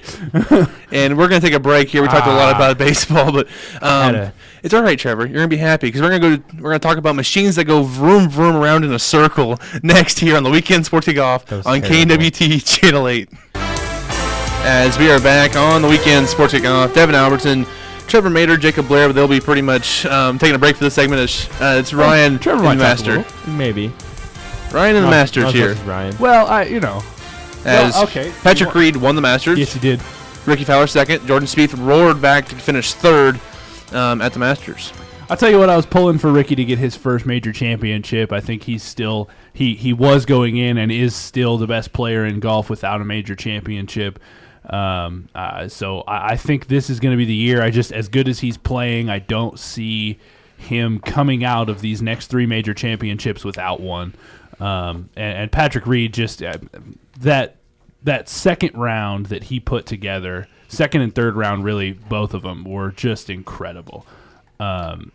It was something to behold. 66-67 on Friday. Saturday is pretty solid at the Masters, but the round of the weekend was certainly Jordan Spieth on Sunday, coming out with that 64, nearly setting the course record if it hadn't been for a bogey at 18. But it was a really, really good tournament. After a couple of Sergio winning was cool. The Masters before that in 16 was kind of disappointing because of Spieth's meltdown, but it was cool to see Spieth conquer his issues at 12 to get a birdie there on Sunday, and to watch Patrick Reed play the way he did. Jordan Spieth in the Masters is really interesting to me because you go back to, was it 2015 that he won it and just basically dominated? Jordan Spieth, he will have, and I'm going on the record and saying this, hate me if you want to, Jordan Spieth will match Jack Nicklaus's 6 Masters championships. Well, he's by the only time like it's over. 24. He's already finished first and second 3 times. He dominates that golf course. I know he's had his issues specifically on 12 with the 7 in the final round a couple of years ago, but he dominates that golf He birdied course. that whole Sunday. Well, you go back, when he won in 2015, he dominated. And then 2016, just blew dominated for 3 Yeah, rounds. Yeah, blew it. 2017 just really had one Had bad a round, chance to didn't he? come back. He played okay in 17 and was sitting at tied for 10th going into the final round. Had a chance to come back, hit a ball in the water on 12 again, and it kind of tanked his chances from there. So he is going to have several green jackets by the time it's over. Really isn't that far from having won 3 or 4 Masters. Yeah. Really. Yeah. So He has 1 first, 2 seconds, and 1 third. yeah, and he's only 20. He'll be 20. He's 24 right now. Yep. He'll be 25 in July. So he's got plenty of years of competitive golf still left in him. And so, and Patrick Reed getting his first major championship was really cool to see. Patrick Reed, I've never been a huge fan of Patrick Reed. He's always been a really emotional guy on the golf course. And, it's been a little bit distracting at times from Patrick Reed, but he's really now channeled that into a positive energy on the golf course. He's now come in, and he's still the same emotional guy, but it's a positive emotion. He comes out and plays because he loves the game of golf, and it just he's great in these international tournaments. We saw him versus Rory McIlroy in the Ryder Cup was a fantastic matchup. And those kinds of things that we've seen from Patrick Reed over the last couple of years, it was cool to see him finally get over the top. And we talked about it that Friday before the Masters, and you're like, yeah, he's in the lead right now, but he's had a history of not being able to finish things, and he was able to go out and finish it. And you went after the tournament, like during the tournament, I was rooting for either Fowler or Spieth to come back and catch him, just because Spieth had been a great story, and of course Fowler getting his first major win would have been a great story as well. But Reed afterwards is when I kind of started to like him a little bit, where I kind of like the brashness. You don't usually see that as out of a golfer, but him saying, "Hey, this is my first green jacket" and stuff like that. Yeah. It gets some golfers hits in the wrong way, but I like that out of my athletes. And it's at this point now, it's in a positive manner. Before he was kind of in the same boat as where I see Jon Rahm is now. It's just kind of negative. He'd get down on himself, that kind of thing. He'd be very angry during a round at times. Jon Rahm kind of does that now, but Rahm, I think in the same way as Patrick Reed, is going to grow out of that. He's going to mature a little bit more, and both of those guys are going to be great golfers down the road. Jon Rahm's got the potential to be something special with his game as well. So as we look ahead here, we've got here in a few weeks is the Players' Championship at the legendary TPC Sawgrass. That's kind of some people would consider that the 5th major championship. It's a huge tournament, and that's where Ricky Fowler's shined at times, because Sawgrass is a shorter course. The bigger hitters don't necessarily have as big of an advantage. So it's going to be fun to see what happens to the Players' Championship. The Players is usually kind of a preview of, okay, the guy that wins the Players is going to be the guy to look for in the U.S. Open, even though there's really no correlation to that. And I'll tell you why. Because the U.S. Open this year is at Shinnecock Hills Golf Club in Southampton, New York. Shinnecock is historically one of the favored venues for the U.S. Open. People really seem to like Shinnecock Hills to host a U.S. Open. It's a great golf course, and historically one of the shorter courses on the U.S. Open roster. This year they've lengthened it by 500 yards. Okay, that's a lot. 7,445 yards, which is longer than most of the par 72s on tour. It's playing at a par 70 for the U.S. Open. This is going to be a monster of a golf course. We've got a 616-yard par 5, a 519-yard par 4. That's what you look at. Aaron Hills last year in 17 and 18. We're over 3/4 of a mile in 2 holes. 17 was playing 520 as a par 4, and 18 was at its longest was playing 660 as a par 5. This is going to be a similar situation at Shinnecock Hills. It's just a really long golf course, and with golf courses like that, the U.S. Open almost always sets up for the long hitters. So I think you look at Dustin Johnson, you look at Rory McIlroy, the guys that can really hit the ball a long way, and unfortunately for Phil Mickelson, this is his bid for the career Grand Slam. The U.S. Open is the only one he doesn't have, but I think the guys like Johnson and McIlroy are going to have the advantage here, and Justin Thomas has got a lot of length. Jon Rahm's got a lot of length off the tee. He's got to have a chance. Brooks Koepka, who won it last year, has a lot of length off the tee. Those are the guys that are really going to have a big advantage here that just a lot of other guys aren't going to have, because they just don't have the length to play a course like that. And of course, what about Tiger? Tiger has the length to compete. in a tournament like this, but I think if he's going to come back and win a major championship, it's not going to be the U.S. Open because it requires too much length. It requires you to be a big hitter really a lot of the time to win the U.S. Open. The last 2 winners have been Dustin Johnson and Brooks Koepka, and those are 2 of the biggest hitters in the game. Tiger, I think, will be more suited for a Bellerive down the line at the PGA Championship. I think that will be the one to look for both he and Ricky because it's just not as long. It will also be the PGA will also be the career Grand Slam bid for Jordan Spieth. Okay, down the line as well. And I know we don't want to go too much back to the Masters, but Tiger Woods kind of faltered there a bit over the weekend, but he played a really good round on Sunday. Did you like what you kind of saw of him through a 4-day tournament, him just getting a major under his belt a little bit? I think kind of going forward. It was an incredible step forward to watch Tiger Woods play 4 rounds in a major championship at all. Let alone come out, and he came out at 1 over. He had a good final round. He came out and played well on Sunday. You know, he said after Saturday that his goal was to get back into the red numbers, and he came really close there. He was even par on 17, or after 17 rather, and it was just good to see him come out and play 4 rounds in a major championship, play relatively well, because I think that was the concern with Tiger was that eventually we thought, okay, he had a couple of good tournaments back. Now he's probably going to drop off again. You know, we might see another injury, but he seems to be pretty solid to be able to come out and play 4 rounds and play the game, you know, that he was so revered for such a long time. Yeah, so definitely interesting. Of course, if Tiger is even relevant, it helps the sport out because there's more viewers, and all of a sudden you see the guys we talked about before the Masters. You get to see the Patrick Reeds and the Spieths and all these guys. How about Tony Finau? Finau coming out in the par 3 contest, dislocating his ankle, celebrating a hole-in-one, and coming out and shooting 7 under over 4 rounds in the Masters. In his Masters debut, he's got another. He's another long ball hitter. He's a guy that's got a lot of length. He's one of the bigger hitters in the game, so look out for him at the U.S. Open as well. He hit 6 straight birdies on Sunday playing after 4 rounds of golf on a dislocated ankle that was gross. Didn't he try to relocate his ankle? He did relocate his ankle. And then played 4 rounds of golf that weekend. Yeah. Yep. He played the rest of the par 3 contest. And I also want to point out Tom Watson winning the par 3 contest. 68-year-old Tom Watson coming back, the 3-time Masters champion, coming out and winning the par 3 contest. There was a grouping in that par 3 contest with Tom Watson, Jack Nicklaus, and Gary Player. Watson at 68, Nicklaus at 78, Gary Player at 82, and they shot, I believe, a combined 11 under par between the 3 of them at the par 3 contest, and we looked at the leaderboard and we saw Watson at 1, Nicklaus at 3, Player at 7. We thought, okay, it's 1976 all of a sudden. Time machine.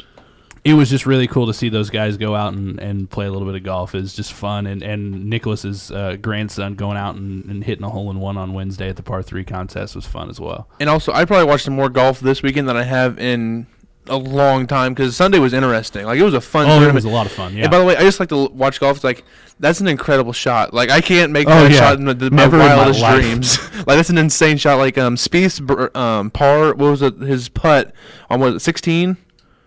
What it was on Sunday that he birdied? Yes. It was same as Nicklaus. Yeah, that was crazy. Well, and his putt on 12 that went in to kind of break the curse of the 12th hole on Sunday for Jordan Spieth was fun to see too. I couldn't remember exactly what hole it was, but it was a crazy. He was pretty far out for making that putt. And Patrick Reed had one. I think it may have been on Saturday, where he chipped it in from quite a ways away and nailed it. And I'm like, that's incredible. He shouldn't have had any business making that shot, but he did because there's a reason why they're professional golfers, and I am just terrible on a Saturday. It's just a fun day at Augusta. There is no golf course in the world like Augusta National, and it's got to be such an incredible experience for these guys just to go out and play. Like you talk about the guy that Harris that finished 26 over par. I would have killed to be that guy. Just to play Augusta for 2 rounds. I don't care what I shot. I would have been glad just to be 26 over par. Yeah. I don't care. Yeah. Putt golf course. I mean, I could have shot 100 and 115 in those 2 days and would have been over the moon just to play at Augusta National. What's the worst over par in the history of Augusta? Do you have any idea? I don't know. I'm sure there's guys that have shot in the upper 80s to low 90s at times, but it's Augusta's a surprisingly tough golf course, especially in the earlier days of Augusta back in the 70s and the 60s, in that it played really difficult back in the day. But now, with as long as a lot of guys are, it's not as difficult, but it's still it is a beast of a golf course to try to play 4 rounds on. Okay, so the highest score after they got round by round, 94 in 2000 by Doug Ford. Also, Doug Ford, man, he just struggled. 1997, 94 on the second round. Third round, 89. Fourth round, Charles Kunkel, awesome name. And 1956, 95. You know what? And a 95 at Augusta is a respectable score. For real, like at that golf course, unbelievable. The worst first round by an eventual winner, Craig Stadler in 1982 was 75. Tiger Woods, he came out and played in the par 3 contest. Tiger Woods, 74 in 2005. Worst final round by a winner, Trevor Immelman in 2008, 75. Yep. But Trevor, that was the year that Immelman, nobody really played that well that year. I think Immelman won the tournament at like 1 over. Tough tournament that year. So yeah, we got a lot of niche stuff in today with NASCAR and golf back to back, but it's what we got. We can, as you can tell, these guys know their stuff when it comes to that stuff. So definitely get that into the show. But we're gonna take a break. When we come back, we're gonna discuss if the King still rules the East or someone else is gonna take the throne next here on the Weekend Sports Kickoff on KNWT Channel 8.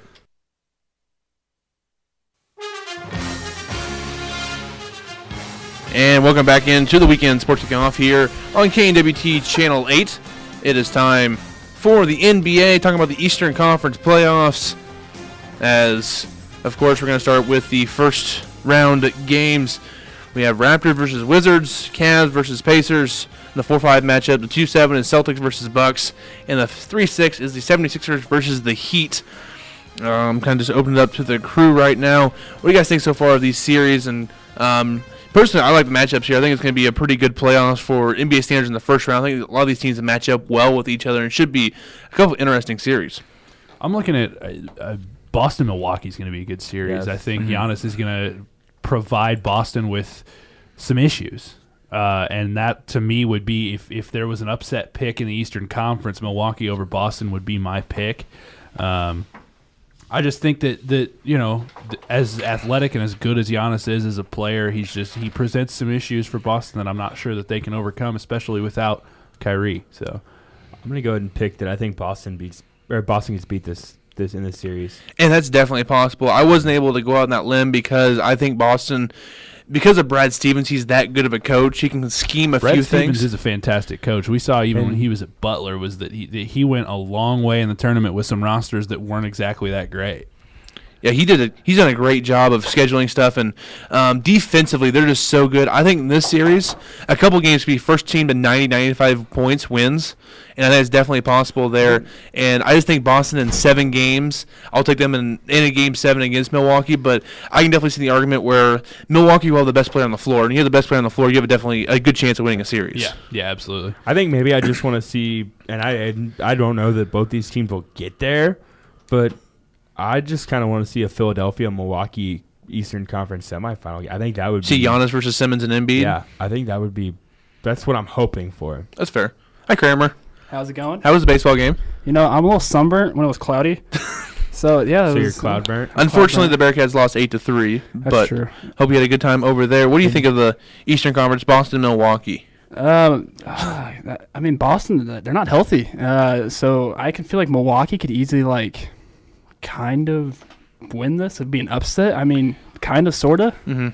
And of course, Boston, if they have Gordon Hayward and Kyrie Irving, they're probably the one seed. This is not even a discussion. Yeah. But with those injuries, it opens yourself up for an upset like this. And I'll probably be pulling for Milwaukee to hit the upset because I want to see Giannis longer in the playoffs because he's a fun kid to watch because he's 6'11" with a 7'6" wingspan. I mean, he's a freak athlete. And so it's fun to watch him play. And I think so it should be interesting to see how that kind of goes there with Milwaukee. The next series, we'll see who they can possibly face. As Trevor said earlier, the 76ers taking on the Heat. The Sixers won 52 games this year. The Heat won 44. Of course, it's Ben Simmons and Joel Embiid and Robert Covington and Sarge and all those guys against the Heat. A bunch of guys who are B players, but the whole is better than the individual players. I think you look at. I think the better team here is Philadelphia by certainly as far as talent goes, especially the first 5. But I think the one thing that could come to bite Philadelphia here is the inexperience. This is not a playoff experienced team. This is This is a 76ers team that is a lot of young guys. This is a rebuilt team from a few years ago. So there's certainly the possibility that inexperience could come back to bite them here, but I don't think that lasts over a 7-game series. So I've got Philadelphia in this one, but they're going to have to watch their back because Miami's a good basketball team. And again, if that inexperience comes back to bite them at all, then it could be difficult. Trust the process. You trust the process. And, of course, with Miami, of course, you have Dragic at point guard, Tyler Johnson at shooting guard with Dwayne Wade off the bench. You got Josh Richardson, who starts at small forward with Justin Winslow off the bench, and Wayne Ellington, who set a franchise mark in three-pointers made, I believe, this year. Olynyk is starting power forward. Then you got Whiteside and Bam Adebayo as the centers there. So they have a lot of talent there. None of those guys really jump out. Whiteside's probably their best player, but you can't really play him late because he can't shoot free throws. So they're not a team that's overly talented. They don't have the big star player you can look at kind of there, but there's some of their parts, and especially with Spoelstra as a coach, really helps them out. I like the Whiteside and Embiid matchup. Don't they hate each other? I just yes, they do. I love this matchup. I mean, there's gonna be more than one fight, I believe, in this during this. Also, Embiid, I believe, is out for Game 1, so that could definitely put a wrench in the series a little bit because he had that facial fracture when he ran into Markelle Fultz. And so many times, a lot of these closer series are about getting off to a good start, so that could certainly have an effect for the 76ers. Yeah, definitely, and I do think the Sixers win this series. I think Miami makes a series out of it. I think 76ers in 6, but it's going to be very competitive 6 games, and it should be a fun series to watch. On the other side of the bracket, you'll have the Raptors, the 1 seed, versus the Wizards as the 8, and the Wizards are a talented 8 seed because of John Wall's injury, kind of dropped them down the standings a little bit here down the stretch. But you'll have a good front court matchup here. I guess, is it backcourt? I always forget with guards and posts. Backcourt matchup. Guards, front court is posts. Okay, my bad. Backcourt matchup me sometimes too. with Lowry and DeRozan versus Wall and Beal in this one should be exciting. And, of course, the bigs, you'll have Valanciunas for the Raptors versus Gortat for the Wizards. So I think these two teams match up well with each other. I think the Raptors are the better team, but the Wizards have enough scoring and enough star power to make this a good series, especially with the Raptors' previous playoff troubles. Yeah, the Raptors. We talked about it a little bit last week too. Is that the Raptors don't have a good history in the playoffs, and I think it's just going to come down to how Kyle Lowry plays. If Lowry plays well, the Raptors could run away with this series. That's fair, yes. But if he doesn't, then I think the Wizards could make it interesting. I give it 6 games. The Raptors over the Wizards. I think the Wizards. There are a couple games where the Wizards threaten to, and I think it could start. Could open 2-2, and then the Wizards make it interesting. But I've got the Raptors in this one, and I think if they can get some momentum going, if they can get Kyle Lowry playing pretty well, Raptors-Cavs in the second round could be fun. And Lowry just said today that they're going to treat Game 1 like it's Game 7. They need to start out the series on fire and get that first win so they can kind of get themselves some momentum going forward. Because they know they've had these playoff struggles. They know they need some momentum going forward and keep the good times rolling with Toronto. Yeah, I feel like it's Toronto's time. It's been building for quite some time now with adding such as DeMar DeRozan back in the day. He's a focal point of that team. And with Kyle Lowry's amazing point guard, that's a nice 1-2 punch there. Then yeah. I think this is the best opportunity for the Raptors to get to the NBA Finals. They've been right there on the cusp. Was it 2 years ago they were the 1 seed as well? They weren't the 1 seed last year, were they? Last year it was Boston. The 1 seed, but they were the 2 seed 2 years ago. They might have been 2 seed last year. I can't remember. Were they the 1 seed last year? No, I know Boston was the 1 seed last year, but I think it may have been 2 years ago. Look. So they're on the outskirts of it there too, and you don't know what LeBron James is going to do. I mean, if he ends up in Philadelphia, that makes that team probably the favorite to win the East. Boston, if they can stay healthy next year with a young Kyrie Irving, Jason Tatum, those guys, they're going to be right there as well. So this is kind of the make or break year for the Raptors. I don't think things are going to blow up for them.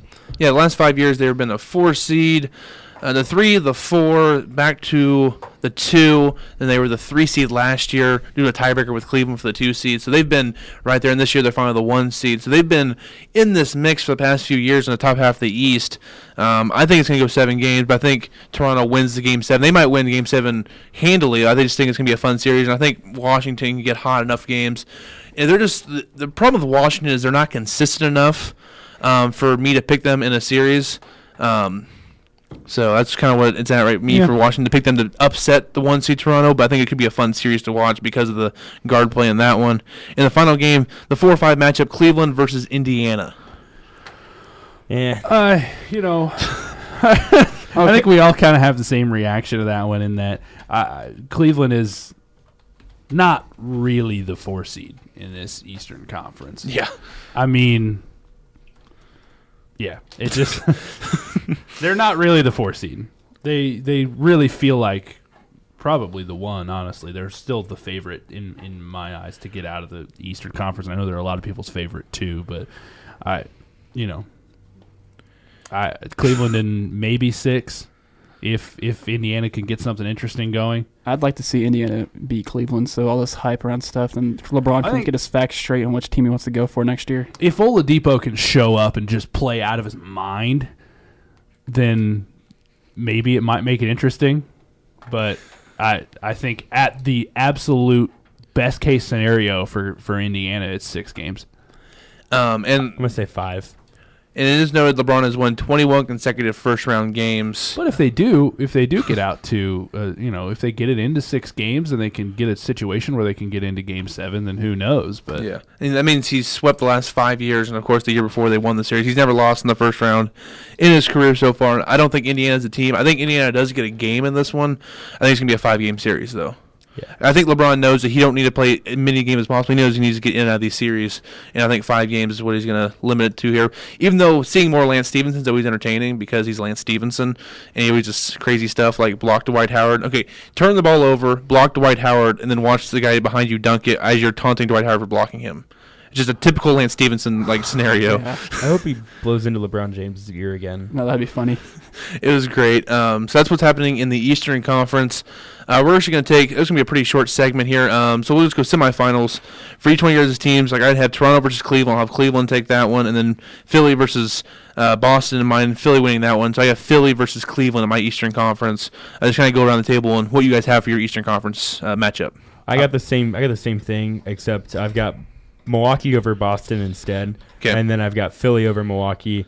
I'm going to say Cleveland over Toronto, and I think 6. Okay. I think that sounds about right. And then I'm going to say Cleveland over Philadelphia in the finals in 7. All right. You want to see this, Kramer? Yeah, you go for it. I'll go ahead and take because I've got Toronto, Cleveland, and Philadelphia and Milwaukee as well. I'm going to take Cleveland in 7. I think the Raptors make it fun, but I think it goes all the way down to the last minute in Game 7, and we get a fun Eastern Conference semifinals. But Cleveland in 7, and Philadelphia in 6 over the Bucks, and then I'm taking. Oh, that's going to be tough. I'm going to take Cleveland in 7 again over Philadelphia for the finals.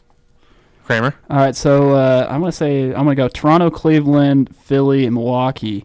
But I'm going to go with Philly and Toronto in the finals for the Eastern Conference Finals. But have Philly win that. Okay, so you have Philly go in the finals. I don't mind seeing Philly go to the finals. I want to see something different. That's fair. I understand that. That's selfishly what I'm rooting for. It's not like that I truly care about the NBA. I do care what happens. But it's like I don't really follow it as much to understand anything. See, I'm a lot different than the casual fan where I know most people will watch if it's Cavs Warriors because you get LeBron and Steph and KD. I am probably less inclined to watch if it's Cavs Warriors than if it's what I'm wanting to see is Rockets Sixers. I don't think it's going to happen, but that's what I want to see. I am more likely to watch if a team like Houston or Toronto or Minnesota or Milwaukee something or unexpected happens. I'm more likely to watch a Pelicans Bucks.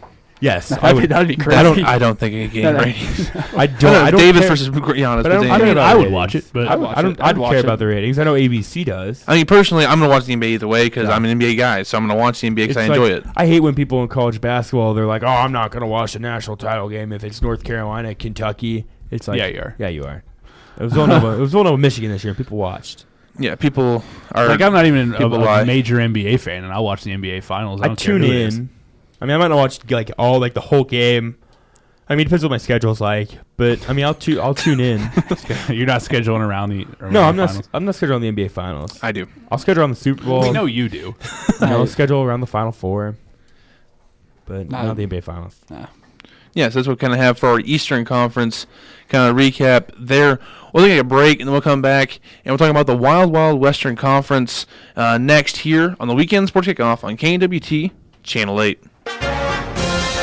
And we are back on the Weekend Sports Kickoff. I'm Devin Albertson, joined by Trevor Mater, Ryan Elliott, and Andy.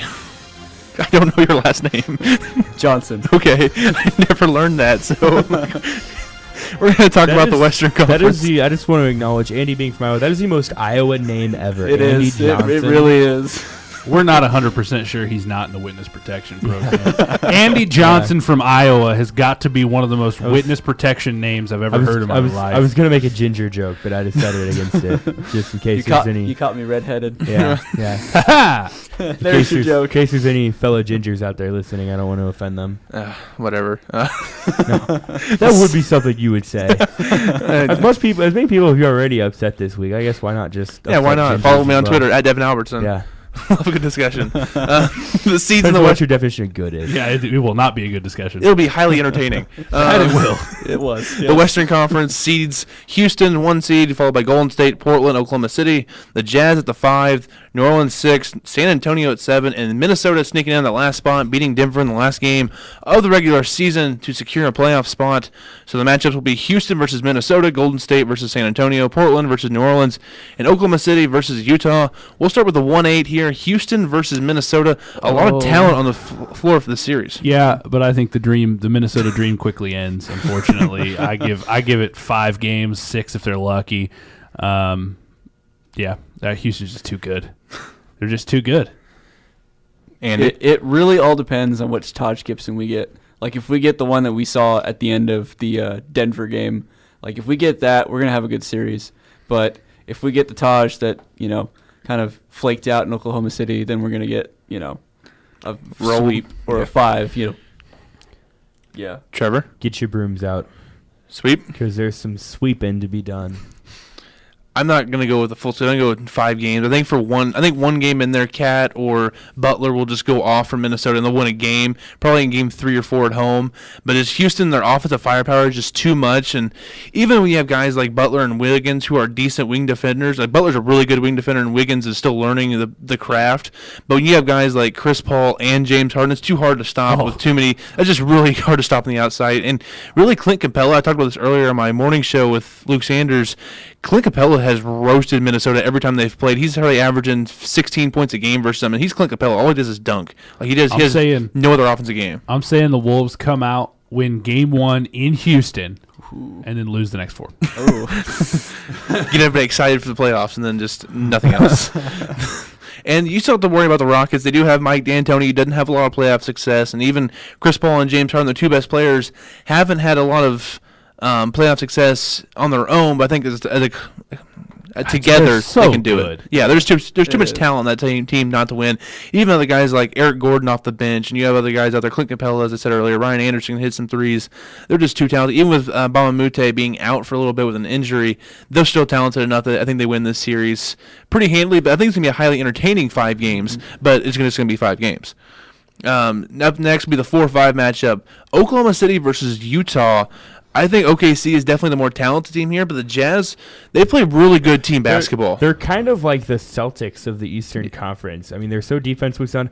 And the thing I find that's interesting is, the Jazz are also coached by a former college coach with Quinn Snyder, who was at Missouri, just like Brad Stevens was at Butler. So you kind of see that these are 2 teams that play college-style basketball in the NBA, and I know that's not sexy in the NBA because it's all about ISOs. It's effective.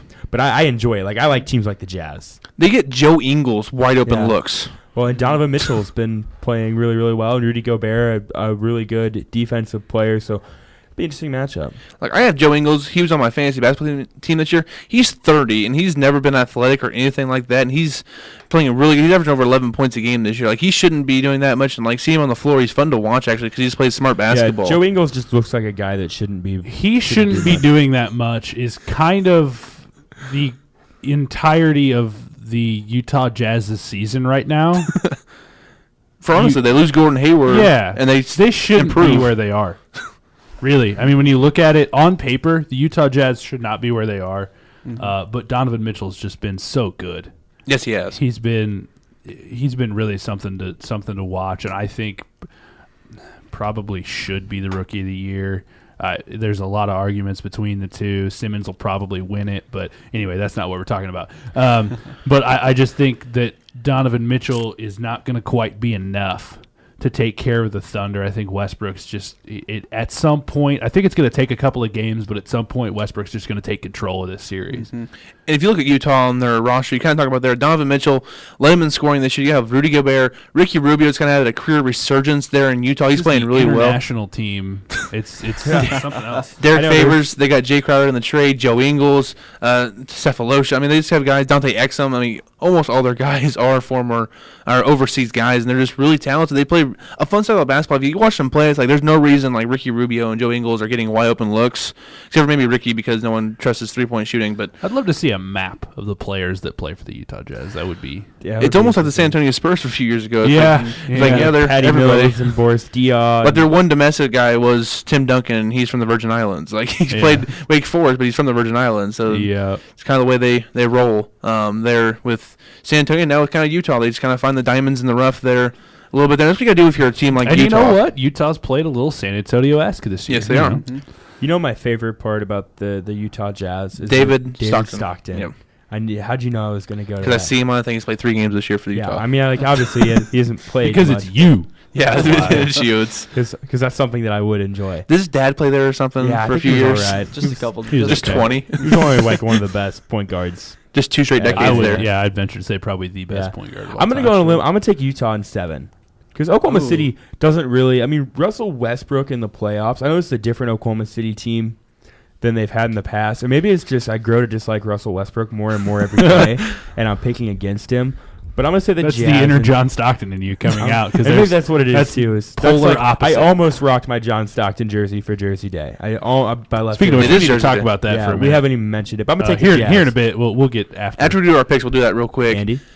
Yeah, I honestly I agree with Trevor. I think this is going to go 7 games, and I honestly think that I don't know who's going to win this game because we have a sleeper in Utah and we have like the big names in Oklahoma City. But I honestly think it's going to come down to like one shot with either Westbrook or Melo or Paul George. Who's going to take that shot? Westbrook's going to take the shot. Yeah, if whoever has the ball, Westbrook always takes the shot. Whoever gets the inbound. And whoever takes that shot, if it's a make or a miss, that's going to decide the series. Like that's going to be the end.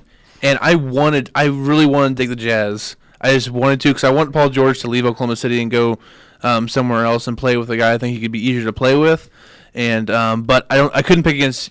I think the Thunder are just too talented. When it comes over a 7-game series, more times than not, the talent kind of wins over in these situations. So I took them, the Jazz, over 7. But I would not be shocked at all if the Jazz won this in 6 or 7 games. I mean, they're playing that well right now, and they've been a team that earlier in the year they were the worse record than the Phoenix Suns, and then the Suns won 3 games this year, and they're the 4 seed in the West, 5 seed I guess technically. They had a shot for the 3 seed the last game of the regular season. So they're a really fun team to watch, and I think what they've done this year has been really fun. So I think they should have a chance to win this series. I couldn't quite pull the trigger. I agree with Thunder in 7. I think the Jazz might come out to a little bit of a lead, maybe a 3-2 going into Game 6, and then Westbrook just takes over. Am I crazy for feeling the same way about Westbrook now that I did Kobe when he was where I just after Shaq, where I just don't care for him at all? Like am I? And I think, am I wrong for that? I don't know if you're wrong for it. The one thing that I want to Westbrook is a phenomenal. You're wrong for that. Yeah, because you thought of Kobe that way.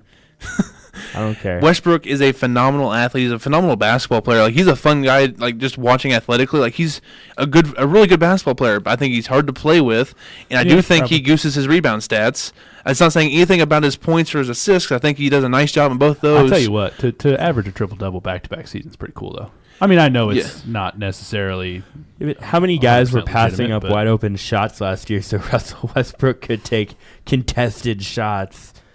You know, and part of it is what I don't like is some of the things that happens like in game that you watch. Like there'll be a free throw, and Adams and Paul George will hold everybody back so Westbrook can go get a loose rebound off a miss. They're like, I don't like some of those things. Are like, is why I see you goosing rebound. I see you jumping in front of your 7-footer on rebounds instead of going out for the outlet and getting the transition started. At least it's not Ricky Davis level where you just take a shot at the wrong basket so you can get a double-double. No, he was going for a triple-double. Was it triple-double? Yeah, he was going for a triple-double. They didn't give it to him. Yeah. They're like, you're not getting that. Yeah. Yeah, what an idiot. But yeah, so we have 2 Thunder and 2 Jazz on this one. Actually, I would go Thunder. You go Thunder? Yeah, I think That's Westbrook's right. I gonna think make everybody- Luke this morning went Yeah. Jazz. I think so. everybody's in 7. Yeah. Yeah. We're all expecting a fun 4-5 And now series. that means the Thunder are going to win in 4 because I picked the Jazz in 7. Yeah, I honestly think with that shot, I think Westbrook's actually going to make it. All right. I think that's what I think. And then we got the 2-7 matchup, the Warriors versus the Spurs. The Warriors will most likely be without Steph Curry for the entire series. What do you guys think of this one?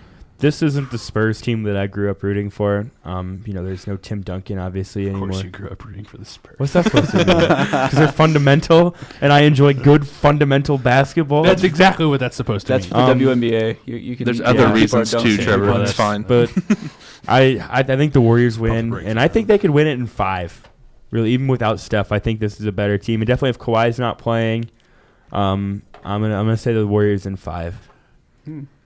Andy? Yeah.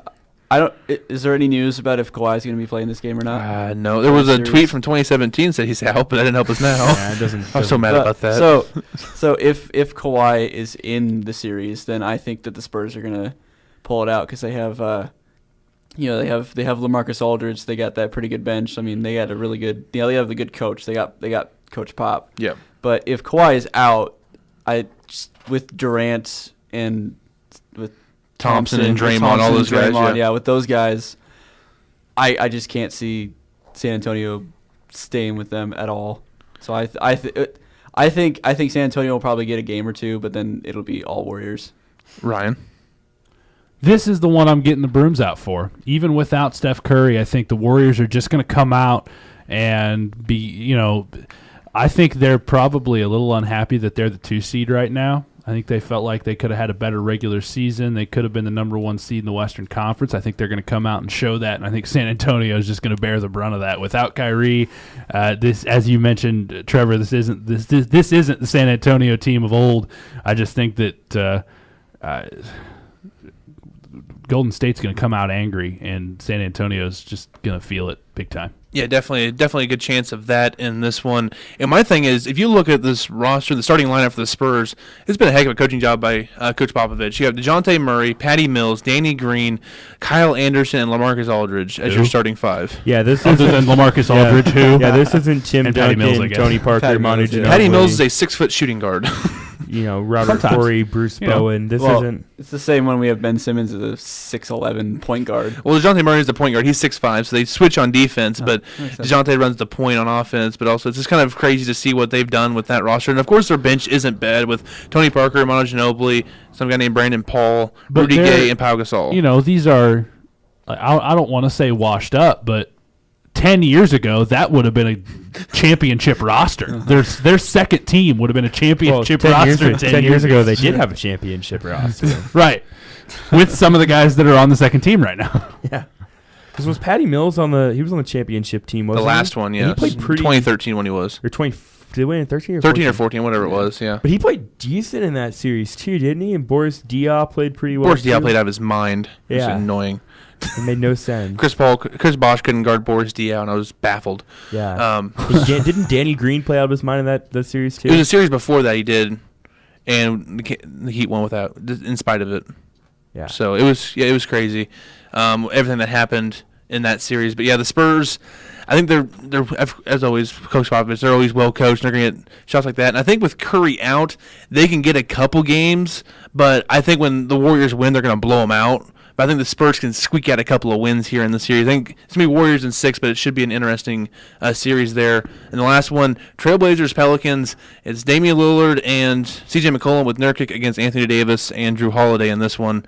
Rajon Rondo as well for the Pelicans. I had the Trailblazers in 6 games. That's what I have too. I don't know enough about these teams to really go too in depth about it. Neither of these teams wow me, and I think whoever wins this one is just going to get. They're playing to get spanked by the they're- Warriors. They're either going to lose in 4 or 5 by the Warriors. So. And they've both had that pleasure the past couple of Yeah, years. so I'm going to just say, give me the Blazers in 6. Andy? Yeah, I see this. I kind of see this series going 7 games because I think they're just gonna trade wins at home I think it's just going to go back and forth. All right. This is the series that I'm the least excited to watch. Oh, I'm really excited about this series. I do watch the NBA playoffs. Like, that's about the only time I legitimately care about the NBA. And for some reason, just looking at this one, this is the one that I'm just like, meh. Anthony Davis is really fun to watch. Yeah. So is Lillard. Yeah, and I think I think I'm taking this one in 7 too, and I think I'm going to take the Blazers in 7. I like watching Damian Lillard. One of the things we talked about earlier in the day was the best player on the floor generally gets the lean in these sort of series, but I don't know if that's the case this time, whether you consider Damian Lillard the best player on the floor or Anthony Davis the best player on the floor. It just depends, on your opinion in that case, but I just think the Trailblazers have more than the Pelicans do overall. I take because I see, as far as best player on the floor, quote unquote, I'm seeing Davis and Lillard as even. Yep. And then it's a question of C.J. McCollum or Drew Holiday, and you got McCollum in that one. Yep. And I think it's gonna be a fun series. And honestly, I think the Trailblazers, I know what I'm gonna get out of Lillard and McCollum. It's Nurkic that's the wild card. If he plays well, they're really hard to beat. But if he doesn't show up and he gets dominated by Anthony Davis, they could be in trouble. So I think it's one of those things where he's going to be the key piece in this series for the Trailblazers going forward. And real quick, so we can go to a break for our last segment, guys. Who do you guys having going, being your conference finals opponents in this one? I still have the Rockets versus Warriors in mind. I think the Rockets take care of the Thunder in like 6 games, and the Warriors take care of the Trailblazers in like 5. I think I got the Rockets over the Jazz, and I'm gonna say 4. And then I'm going to say the Warriors over the Blazers in 5. And I don't want to pick this because I don't want to watch it for like the 87th year in a row. But I think the Warriors beat the Rockets, and I'm going to say 7. I'm going to say it'll go 7-game series, and you got Warriors-Cavs in the finals again.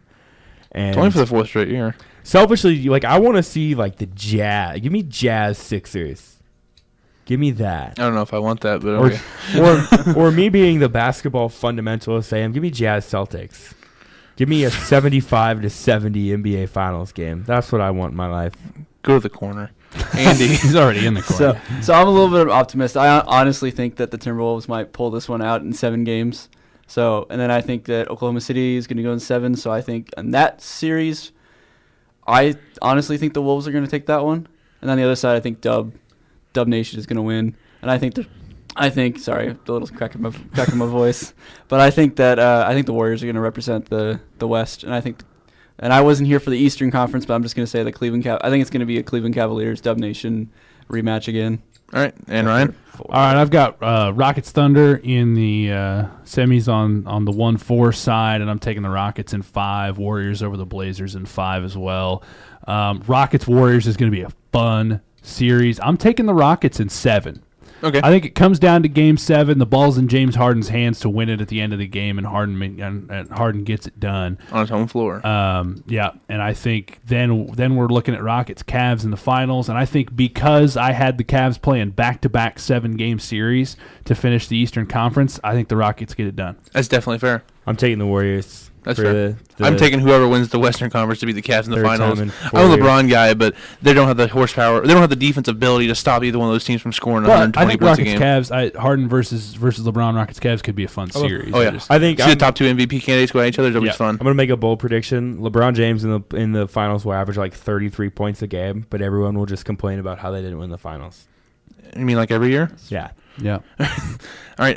Real quick, jerseys. What are you wearing, right, Trevor? I am representing the greatest Royal player of all time, for what that's worth. It really isn't that fierce a competition because there's a big drop off. But I'm wearing a George Brett jersey. And yeah, it's George Brett and then everybody else. Yeah, that is like in that list. There's like 20 guys you can make an argument for number 2, and none of those guys would even have a case for the Hall of Fame. No. Andy? So my addition was a last minute. So we were going to do the baseball game today, but we decided to not broadcast it, which it wasn't raining, so it's on them. Yeah, but good call. So I know, right? So I was dressed for the game, so I'm repping Channel 8 KNWT. Number 1 team. You could have just said you're not wearing a jersey. That would have been. Do you own any jerseys? I do. Actually, I own a Utah Jazz Kyle Korver. He's from my hometown. There you go. He's actually from my hometown. Pella? And yeah, he's from Pella. Pella. Well, I was thinking he went to school at Ida Grove, didn't he? He went to school in Did he Pella. go to Pella? Who went to Ida Groveland that I'm thinking of? Anyways, Nobody I know. That's not what we're talking about. Trevor. Then I've Pay got attention. then I got Shaq Daddy's like Laker jersey, like really nice Laker jersey. I was gonna bring that in if I was actually gonna be knowing I was gonna be on, but yeah. But to answer, I know you guys all have picked your guys' finals. I honestly want the Cavs to win because Kyle Korver's on that team, and that's my boy. All right, and Ryan. I've got Devin's nameless, numberless Cardinals jersey on because I couldn't find my Tyreek Hill jersey today. But I'm going to say that it's a Junior Spivey jersey. Junior Spivey didn't play a single game for the St. Louis Cardinals. They signed him in 2005. He played the entire season in AAA, even though he was slated to be their starting second baseman on opening day. They sent him down to AAA slightly, or just before that, and didn't see a single play in the major leagues for the rest of the season. So I decided to go obscure with this one. I am currently wearing a LeBron James jersey. Before I had on Damian Lillard and Kristaps Porzingis. So a few NBA guys today. And I'm going to have a great weekend this weekend. But before that, we're going to take a break. I'm going to come back and give my farewell to the show on KWT. This is my last TV show for the student TV station next here on the Weekend Sports Kickoff on KWT Channel 8. And welcome back into the Weekend Sports Kickoff, as it's our final segment on TV for the semester, and my finalist one in general for KWT. So we're going to do a little bit of a farewell. For me, I'm going to open the floor up to you guys first and let you guys speak, and then I'll end it with my kind of statement. Are we supposed to say nice things? You can just say whatever you want to say. Why don't you go ahead, Caleb? The First Amendment. Oh. The First Amendment is live and well, You Trevor. go first. Oh. Well, this is probably the only other time I've been on here besides the Olympics segment where I didn't really get to talk much because Ryan was talking a lot. And since it is Jersey Day, I'm wearing my Sidney Crosby 2009 All right, Stanley thanks, Cup Caleb. No, I'm jersey. sorry. Why are you here again? Stanley Cup champions jersey since the Pens are playing tonight and they play on Sunday and then on Wednesday, and if we win next 3 games, we're on to round 2, the Stanley Cup playoffs. That's how the playoffs work. Yeah. It's Sorry, simple. I'm not being very nice. I Yeah, I apologize. didn't know you had to win playoff rounds to advance. All right, continue, Caleb. I'm sorry. Anyways, Well, that's about it. back to What me. do you got, Ryan? Wow. Hurtful. That's your farewell to Devin, Oh, really? yeah. That's what we're doing right now. This Let's is see. why Aren't you producing this show? I'm hurt. Well, I'm going to have a rough night anyways. I just want you to... let's see. Devin, it's been nice working with you this semester. You've kind of shown me the ropes on how to work with. Well, I'm going to have to work with Ryan and Trevor. So that's It's gonna be fun. It's going to be Oh, fun it's gonna next be year awesome. doing that. It's So going to be fun. glad you've shown me kind of how to kind of deal with them a little bit. I know how Trevor can get when it comes to sports. And I think Joe over there All right, would like Joe. to say something. What, Joe? What's up? You're on over Radio there. God. Radio God, thank you. This is That's TV. it? Okay. Thank you, buddy. Thanks, Joe. Oh, Oh, The best, Devin. thank you. This is why we don't You- let producers talk. You know, this show wouldn't be possible without you. And yeah, All right, thanks, Joe. Love you, buddy. love you, buddy. I'll get back to you later. All right. um, Any more, Caleb, or you good? Nope, just best wishes after you leave. Thanks, buddy. How about you, Trevor? It's been fun. I've learned a lot. We've had a lot of laps on this show, and we tend to go back and forth a lot and disagree on things, which is good because I'm always right. So, We'll go with that. and it makes it entertaining. did you pick Iowa? Yeah. Back up a minute. I You were should've- not right. I was close to being right. But that I close was- does not count. I remember. sir. I remember one of the very first shows I was on last year with you and Creighton and Sean, and I picked Iowa to upset Michigan, and then I picked USC to beat Washington when they were undefeated. And you guys looked at me like, "What the heck is he doing?" And then the next night, USC upset Washington and Iowa upset Michigan, and I looked like a genius. But We're still wondering what the heck you're doing. I don't know, that happens Life. a lot, especially still- in the NFL this I past still wonder what the heck I'm doing. season with them. But it's been fun. You've left big shoes to fill, and I already have big feet, and it's going to be even. You literally have a shoe. I literally have the shoe that I have to This fill. is why I love Trevor. You took And, your shoe off just yeah. for that. Well, I always have my shoes off during the show, anyways. Oh, so, man. But you left big shoes to fill, so yeah, that's all I got. I can't top I wasn't that. really Are you prepared to kidding say me? anything. You got to do this, Ron. That's why I wanted to go last, and then you threw it to me. I tried throwing it to Ryan to help him, but no. All right. Devin, buddy. It's been a lot of fun, man. It's been a good year here on WSK. It's been really cool to get to talk about some of the things that we sit around and talk about all the time anyway.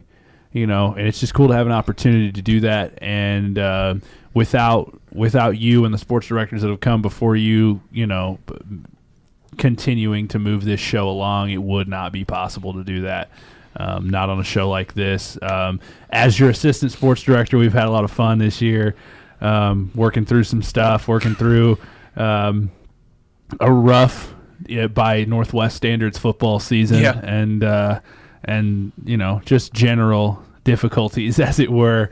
But it's been a lot of fun, man, and it's been a good year, and looking forward to see where you're going to go. All right, thanks, man. I appreciate all you guys' words here on the show. So I got a pretty long list of things here I want to say, but the show's going to go till 6 o'clock. It's not going to go that long. I just want to say thanks to all the guests we've had on the show in my time in WSK, whether it's Jack Young, Zach Snyder, Devontae Mosby, Isaiah Swan, all the other guys we've had on the show. I just want to say the Devontae Mosby interview might be my favorite. Oh, man, that was so much fun. That got us show of the week. That was so much fun. Radio Gold. Devontae is just an incredible guy. I love talking to Devontae. But I also, real quick, before you get too far on this, I just wanted to say, since it is the last TV show of the semester, I wanted to thank the TV crew. Caleb, Joe, you guys are awesome. I know we give you a lot of crap about a lot of stuff, but you guys do a fantastic job, and you're really, really easy and really fun to work with. So thanks, guys, for everything that you guys do. And Thanks, Ryan. I'm going to echo what Ryan said. You guys do an awesome job. We couldn't do it without you guys because we don't know how to do that stuff. No, we do not. We're just here. I can't even say we're here to look pretty because we're just here to talk. Yeah. None of us look pretty. We can't even say we're here to sound smart because half the time we probably don't. So huge thanks for you guys for making us look good and keeping us on track sometimes. And I know you guys are going to do great things again next year. And we give you a lot of hard times, but it's all in good fun. And it's not going to be any different next year with Ryan and I. Yeah, well, I wanted to thank you all for giving Joe and I the opportunity to actually have a show to do every week. Without you guys, we don't really have weekend sports kickoff to produce. You guys would be really bored. And then, of course, in addition to all the guests that I've had on the show or with us, of course, over the past few years, I want to thank the people who came before me in this role and also who invited me on the show 3 years ago, and Taylor Dameron, Pat Wood, and Creighton Elwood. They invited me on the show a few years ago. I'm like, can I get on the show? And they're like, yeah, sure, come on. Just kind of talk with us, talk sports. And it was really fun to do the show with those guys. It was just radio only, just 2 hours.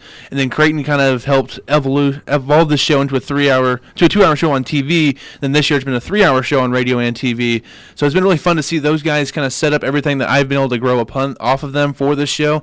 So I couldn't have done any of this without them kind of taking me under their wings a little bit, teaching me some of the stuff, and I really appreciate what all three of those guys have done for me throughout my radio career here at KZLX.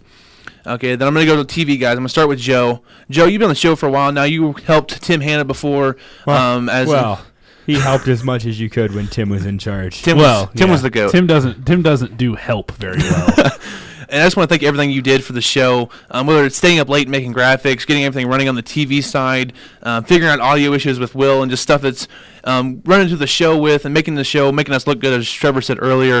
And I want to wish you good luck at Northwest Missouri as a managing editor in the fall. You're going to do a great job in that role, and I'm looking forward to see what the Missourian looks like next year with you helping edit some of the stuff there. Caleb, you kind of been Joe's right-hand man this year. You're going to hopefully take over the show next year.